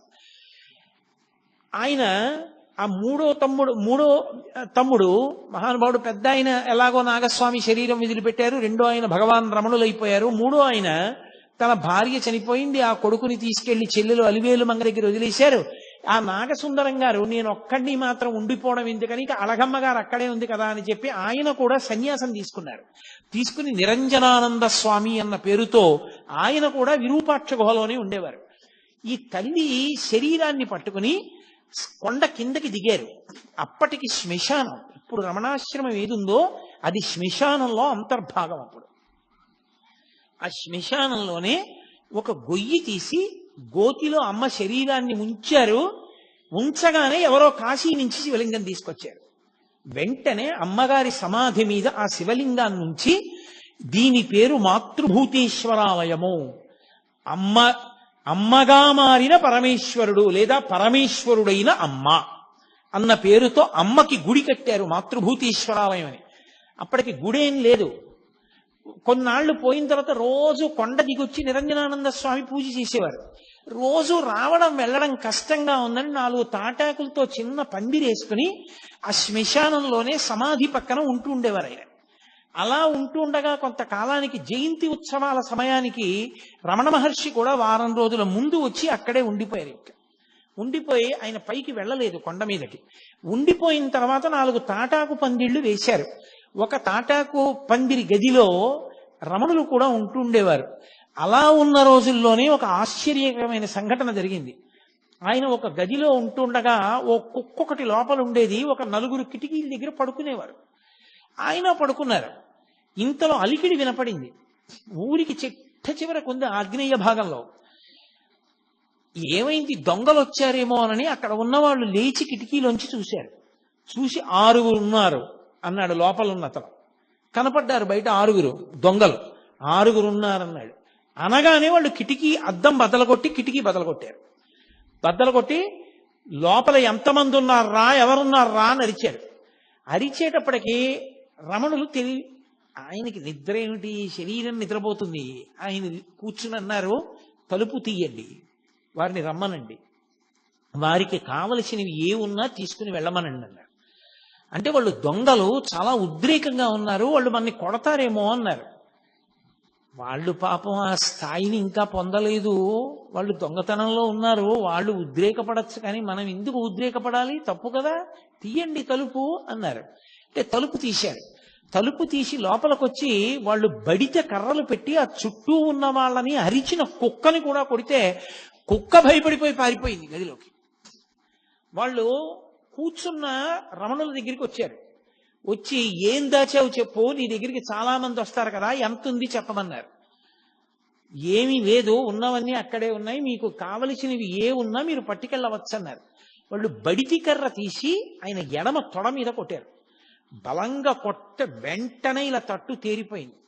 అంత దెబ్బ కొట్టే అబ్బా అని కూడా అనలేదు ఆయన. అలాగే కూర్చుని ఇక్కడ కూడా కొడతారా అని అడిగారు. అసలు బుద్ధి ఉందా వీడికి? అంత దెబ్బ కొడితే ఇక్కడ కొడతావా అని అడుగుతాడేటి అని ఆ శిష్యులు అందరినీ కొట్టారు.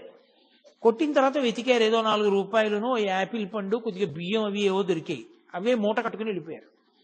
పోతుంటే ఈయన్ని బయటికి పొమ్మన్నారు. అంటే వెళ్ళి ఉత్తర గృహంలో ఒక చిన్న తాటాకు పందిరి కింద కూర్చున్నారు. ఒక అతను చూశాడు, రామకృష్ణ అని అతను చూశాడు, ఇంత తట్టుంది ఆ తొడ మీద, ఇంత దెబ్బ కొడతారా అని ఇనప ఓచొకటి తీసుకుని ఇవాళ ఒకడినైనా చంపేస్తానని వెళ్తున్నాడు. రమణులు పట్టుకుని అన్నారు, అన్నం తింటున్నప్పుడు నాలుక పళ్ళ కింద పడుతుంది ఒక్కొక్కసారి. పళ్ళు నాలుకని కొరికాయని నాలుకది తప్పని నాలుక కోసుకుంటావా? నాలుక సరిగ్గా ఉన్న పళ్ళే కొరికాయని పళ్ళు పీక్కుంటావా? పళ్ళు నావే, నాలుక నావే. వాళ్ళు ఈశ్వరుడే, నేను ఈశ్వరుడే. ఇంత గొప్ప పూజ నాకెవరు చేస్తారు? ఎంత మంచి పూజ చేశారు వాళ్ళు. దొంగలు కాబట్టి పాపం వాళ్ళకి తగిన సంస్కారం లేదు. వాళ్ళు ప్రవర్తించినట్లుగా మనం ఎందుకు ప్రవర్తించడం? తప్పు, అలా చేయకూడదు, ఊరుకోండి అన్నారు. వాళ్ళు వెళ్ళిపోయారు. మరునాడు ఈ విషయం కర్ణాకర్ణిగా పోలీసులకి తెలిసి పోలీసులు వచ్చారు. కనీసం కొట్టారని దెబ్బ కానీ ఏమీ చూపించలేదు మహర్షి. కానీ దొంగలు పట్టుబడ్డారు, వాళ్ళని జైల్లో పెట్టారు. తర్వాత నేను మీతో ఎందుకు మనవి చేస్తున్నానంటే, నిద్దట్లో దొంగలు వచ్చారు, కర్రలు పెట్టి కొడుతున్నారు అంటే ఎవరైనా ఎంత ప్రతిస్పందించాలి? అప్పుడు కూడా ఆయనది ఉదాసీనమే, అదే స్థాయి, అంతే ప్రేమ. అమ్మని పిల్లాడు పిలిచి ఎవరితోనో మాట్లాడుతుంటే అమ్మ పలకలేదని కోపం వచ్చి చెళ్ళని చెంపకాయ కొడితే ఏమిటది అని ఊరుకున్న అమ్మలా, పిల్లవాడికి తెలియదని క్షమించేసిన తల్లిలా, క్షమించేయడమే తప్ప కనీసం దొంగల మీద ఒక చిన్న కంప్లైంట్ ఇవ్వలేదు. ఎప్పుడూ ఆయన అసలు మళ్ళీ ఆ సందర్భాన్ని స్మరించలేదు. అటువంటి మహానుభావుడు మెల్లిగా ఏదో ఆశ్రమం అలా తాటాకు పందిళ్ళు, గదులు, మెల్లిగా ఏదో సిమెంటుతో కట్టినటువంటి గోడలు, గదులు ప్రారంభమయ్యాయి. సూర్య నాగమ్మ గారు, నేను ఈ మిగిలిన ఉపన్యాసాల్లో ఎక్కడో దాని గురించి స్పృశిస్తాను తప్పకుండా. ఒకానొకప్పుడు హఠాత్తుగా రమణుల యొక్క శిల్పమూర్తిని తెప్పించారు. ఆవిడ తెల్లబోయారు సూర్యనాగమ్మ గారు. ఇదెందుకు ఈ శిల్పం అన్నారు. ఏమో ఇక శిల్పం అవసరం వచ్చిందేమో అన్నారు. ఇచ్చమ్మాళ్ళని ఒక మహాతల్లి, పరమభక్తురాలు, ఆవిడ వెళ్ళిపోయింది, శరీరం వదిలేసింది. ఆవిడ ఎక్కడో శరీరం వదులుతుంటే ఇక్కడ అకస్మాత్తుగా ఆయన మౌనంలోకి వెళ్ళిపోయి ఒళ్ళంతా కాంతిపుంజం అయిపోయింది. 2.5 గంటల తర్వాత కాంతి ఆయన వదిలి ఆయన బహిర్ముఖులయ్యారు. ఖచ్చితంగా ఎన్ని గంటలకు ఆయన్ని కాంతిపుంజం పట్టుకుందో, ఆయన మౌనంలోకి వెళ్ళిపోయారో, ఖచ్చితంగా ఆ సమయానికే ఇచ్చమ్మాళ్ళు అక్కడ శరీరం వదిలేసింది. పరమ భక్తురాలు ఆవిడ. ఆయన దగ్గరికి వచ్చి చెప్పారు వాళ్ళు, ఇచ్చమ్మాళ్ళు వెళ్ళిపోయిందని. తెలుసు ఇచ్చమ్మాళ్ళు వెళ్ళిపోయింది అని. ఆయన అన్నారు, ఆవిడికి సమయం ఆసన్నమైంది, దీనికి ఎప్పుడో అన్నారు. అది మొట్టమొదటి మాట అవతార పరిసమాప్తికి. అందరూ హడిలిపోయారు, ఏమిటి ఇలా అంటున్నారని. తరువాతి కాలంలో మెల్లగా సర్కోమా పొడసూపింది. ఎడమ చేతి మోచేతి పైన ఒక చిన్న గడ్డలా ఒకటి వచ్చింది. వచ్చి అది మెల్లిగా పెద్దదై అది బద్దలై అందులోంచి నెత్తురు కారడం మొదలుపెట్టింది. ఇంత నెత్తురు కారిపోతోంది, నీరసపడిపోతున్నారు రోజు రోజుకి అని చుట్టూ ఉన్న వాళ్ళందరూ బెంగ పెట్టుకున్నారు. ఆకులు తీసుకొచ్చారు, పసర్లు పిండారు, రేడియం సూదులు తీసుకొచ్చారు, సూదులు గుచ్చి కట్టారు. అందరూ ఆయన దగ్గరికి వెళ్ళి, భగవాన్ మీకు పుండు పుట్టిందా అనేవారు. ఆయన అనేవారు, నాకు పుండు పుట్టలేదు, పుండుకి పుండు పుట్టింది అనేవారు. ఈ శరీరమే పుండు, సుఖ దుఃఖములు అనుభవించడానికి వచ్చింది, ఈ పుండుకో పుండు పుట్టింది అనేవారు. అది అలా నెత్తురు కారిపోతుండేది. ఆఖరికి దానికి ఆపరేషన్ చేశారు. ఆపరేషన్ చేసి పుండు తీసేశారు. మళ్ళీ అది సెలవేసుకొచ్చి మళ్ళీ పుండు మీద ఇంకో పుండు వచ్చింది. అది అలా నెత్తురు కారుతూనే ఉండేది. అది విపరీతమైన పోటుట సర్కోమా. ఎవరైనా వచ్చి భగవాన్ అంత నెత్తురు కారుతోందంటే ఆయన అనేవారు, ఇది శమంతకమణి, ఎంత ఎర్ర బంగారం పెడుతోందో చూశారా అనేవారు. ఒకానొక సందర్భంలో జలగతో కరిపించారు. అది నెత్తురు తాగేస్తుంది, చెడు నెత్తురని. అవి విడిచిపెట్టలేదు, తాగి అలాగే స్తబ్దుగా ఉండిపోయాయి. ఏమిటి జలగలు అలా ఉండిపోయాయి అన్నారు ఎవరో. దానికి కూడా సమాధి స్థితి అబ్బిందేమో అన్నారు. దానికి ముగ్గు వేసి లాగేశారు ఆ జలగల్ని. అవి చిన్న మాంసం ముక్కలతో ఊడిపోయి ఆయనకి ఎనస్థీషియా ఇస్తామన్నారు. నాకు మత్తెందుకు, దీన్ని మీరు కోసుకుంటానంటున్నారు, కొయ్యండి, నేను సాక్షిని అన్నారు. అంతటి సాక్షిత్వాన్ని పొందినటువంటి మహాజ్ఞాని మహానుభావుడు. అటువంటి స్థితిని చేరిపోయినటువంటి భగవానులు అప్పుడు కూడా ఆ స్థితిలో కూడా వేదపారాయణం జరిగేటటువంటి సమయంలో మాత్రం బయటికి వచ్చి కూర్చుని దర్శనమిస్తుండేవారు. కొన్ని వేల మంది ఆశ్రమమంతా చేరిపోయి ఆ ఘోష వినపడుతూనే ఉండేది. అరుణాచల శివ, అరుణాచల శివ, అరుణాచల శివ, అరుణాచల. ఆయనకి అది పరమ ప్రీతి పాత్రం ఆ భజన. ఆ అరుణాచల అక్షర మణమాల అని ఆయన చేత రచింపబడింది. అది చదువుతూ ఆయన చదువుతూ ఉండేవారు. ఒక్కరోజైనా ఈ ఉపన్యాసాలు చెప్పుకున్నందుకు నేను అరుణాచల అక్షర మణమాల తీసుకొచ్చి దాని తెలుగు అనువాదం చేశారు పెద్దలు. దాని తెలుగు అనువాదంలోంచి నేను అక్షర మణమాలలోంచి చదువుతాను. మీ అందరూ కూడా ఒక రోజున చక్కగా అరుణాచల శివ, అరుణాచల శివ, అరుణాచల శివ, అరుణాచల అని ప్రార్థన చేద్దురు గాని ఒక్కరోజైనా కనీసం ఆ భజన చేద్దాం మనం. కాబట్టి అందరూ భజన చేస్తున్నారు. ఎంత మందో ఆయన్ని నమ్ముకున్న మహానుభావుడు, ఆయన దర్శనం అవ్వకపోతే ఎలా అని అలమటించిపోతున్న వాళ్ళు. అటువంటి వ్యక్తి ఆ ప్రమాదీనామ సంవత్సర చైత్ర బహుళ త్రయోదశి పూర్వాషాఢ నక్షత్రం ఉండగా ఆయన 8:47 ఇప్పటికీ రమణ మహర్షి శరీరాన్ని విడిచిపెట్టేసినటువంటి సమయాన్ని చూపిస్తున్న క్యాలెండరు గడియారం ఆ నిమిషాల దగ్గర ఆగిపోయి రమణులు శరీరం విడిచిపెట్టేసినటువంటి గది దగ్గర కనపడుతుంది. ఎప్పుడూ లేనిది ఆయన అకస్మాత్తుగా లేచి కూర్చుంటానన్నారు. లేచి కూర్చోవడం అంటే మంచం మీదే కూర్చోపెట్టారు, వెనక దిండు పెట్టి. ఎడం చేయి కదిలేది కాదు, ఆ ఎడం చేతిని కదిపి ఒళ్ళో పెట్టుకున్నారు. ఒళ్ళో పెట్టుకుని కుడికంటి వెంట బాష్పధార కారింది. అప్పటికే ఆయన ఎన్నో మాటలు అనేవారు. ఒళ్ళు వణికిపోయి జ్వరం వచ్చేస్తే ఆయన్ని పట్టుకోబోయారు. పట్టుకోబోతే గుడారంలో ఏనుగుని దూరిస్తే ఆ ఏనుగు గుడారంలో ఉండలేక గుడారం కదిలినట్టు ఇక ఈ చిన్న శరీరంలో ఉండలేనని ఆత్మ కదులుతోందనేవారు. మహానుభావుడు ఎంతటి స్థితప్రజ్ఞుడు. ఆయనకి ఆపరేషన్ చేసిన తర్వాత చాలా చల్లగా ఉంది, వెచ్చగా ఉంటుందని మంచం కిందకి తీసుకొచ్చి ఆయన అంతేవాసులు హీటర్ పెట్టారు. తెల్లవారేటప్పటికి ఒళ్ళంతా వాచిపోయి బద్దలైపోయి నెత్తురు కారుతున్నట్టు అయిపోయింది. డాక్టర్లను పిలిచారు. వాళ్ళు పరిగెత్తుకొచ్చన్నారు, ఎవరు పెట్టారు హీటరు? హీటర్ పెట్టకూడదు, పెడితే ఒళ్ళంతా కూడా వాచిపోతుంది, ఎవరు పెట్టారని అడిగారు. అడిగితే మేమే పెట్టామన్నారు. వాళ్ళు తెలియక వెచ్చగా ఉంటుందని పెట్టామన్నారు. మరి ఇంత బాధపడిపోతూ ఒళ్ళంతా వాచిపోయిందే, ఎందుకు పిలవలేదు మమ్మల్ని అని అడిగారు. ఆయన అన్నారు, వారేమో దీన్ని కోశారు, కోసి ఇది బాగుంటుందని వారన్నారు. వారేమో మంచం కింద హీటర్ పెట్టి దీనికి బాగుంటుందన్నారు. ఇదేమో నేను లొంగనంది. పైగా హీటర్ పెడితే నాకు నచ్చలేదని ఇదేమో ఇలా తయారైంది. వారి పంతం వారిది, వీరి పంతం వీరిది, దీని పంతం దీనిది, ముగ్గురి పంతాలు చూస్తున్నాను తమాషా అన్నారు ఆయన. ఒక ఆయన అన్నాడు, అలా కాదు భగవాన్, ఇక్కడ ఆపరేషన్ చేస్తే మళ్ళీ వచ్చేస్తోంది, అందుకని ఎడం చేయి తీసేస్తా అన్నారు. ఆయన చిరునవ్వు నవ్వన్నారు, నా అదృష్టం, తల మీద పుడితే తలకొద్దురా అన్నారు. తప్ప అలా చేయి తీయించేసుకునేదో బతుకుదామన్నా ఆ శరీరంతో ఉండాలన్న కోరిక కూడా లేదు. ఆ క్షణం రానే వచ్చింది. ఇంతమంది ప్రార్థన చేస్తున్నారు. కుడికంటి వెంట బాష్పధార కారింది. అంటే పరమానందాన్ని పొందారమ్మయ్య, అయిపోయింది శరీరం, ప్రారంధ కర్మ అయిపోయింది, వదిలిపెట్టేశాను శరీరాన్ని. కొన్ని వేల మంది చూస్తూ ఉండగా ఆ అరుణాచల క్షేత్రంలో ఆ ఊళ్ళో వాళ్ళు కూడా చూస్తుండగా ఆయనలోంచి ఒక జ్యోతి బయటికి వెళ్ళి నిలబడింది రమణాశ్రమంలో పైన. అందరూ ఆశ్చర్యంతో ఆ జ్యోతి వంక చూస్తూ వెలిగిపోతోంది ప్రకాశంతో. రాత్రి 8:47 సమయం. అందరూ ఆ జ్యోతి వంక చూసి భగవాన్ రమణ, అరుణాచల శివ, అరుణాచల శివ అని అరుస్తున్నారు. ఆ జ్యోతి క్రమక్రమంగా పైకెక్కుతూ అరుణాచల పర్వతానికి ప్రదక్షిణం చేస్తూ ఈశాన్య దిక్కుగా వెళ్ళి ఆ కొండలోకి కలిసిపోయింది. అంతే, అక్కడతో భగవాన్ రమణుల యొక్క శరీరం విడిచిపెట్టేశారు.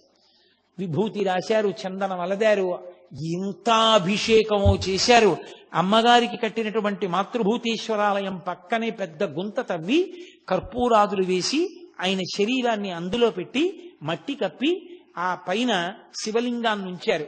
ఇప్పటికీ ప్రతిరోజు ఆ శివలింగం దగ్గర వేదపఠనం చేసి అభిషేకం చేసి అత్యద్భుతమైన అలంకారం చేస్తారు.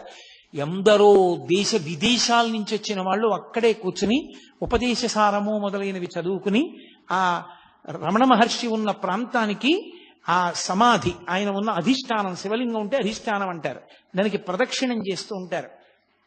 ఆ పక్కనే ఒక బావి ఉంటుంది, దాన్ని రమణ బావి అంటారు. రమణ మహర్షి తల్లిగారు అళగమ్మ గారి శరీరం విడిచిపెట్టినప్పుడు సమాధి కట్టిన రోజుల్లో అక్కడ కావలసినంత నీరు దొరకకపోతే ఎక్కడికో పాలితీర్థానికి వెళ్ళి నీళ్లు పట్టుకొస్తుండేవారు. శవానికి నీళ్లు పోసినప్పుడు కూడా ఆ నీళ్లు అంత దూరం వెళ్ళి తెస్తున్నారని రమణ మహర్షి ఒక చోట కూర్చుని చేత్తో ఇలా అన్నారు. ఇలా అన్నారు కదా భగవానులని తవ్వారు. తవ్వితే అక్కడ జలపడింది. ఇప్పటికీ ఇది తిరువన్నామలై అంతా ఎండిపోతుంది, కానీ ఆ నూతిలో నీళ్లు మాత్రం ఎప్పుడూ ఎండవు. దాన్ని రమణబావి అని పిలుస్తారు. దాన్ని అఘశమన తీర్థము అని పిలుస్తారు. అఘములంటే పాపములు, పాపములను శమింపచేయగలిగిన తీర్థము రమణ తీర్థము, అఘశమన తీర్థము.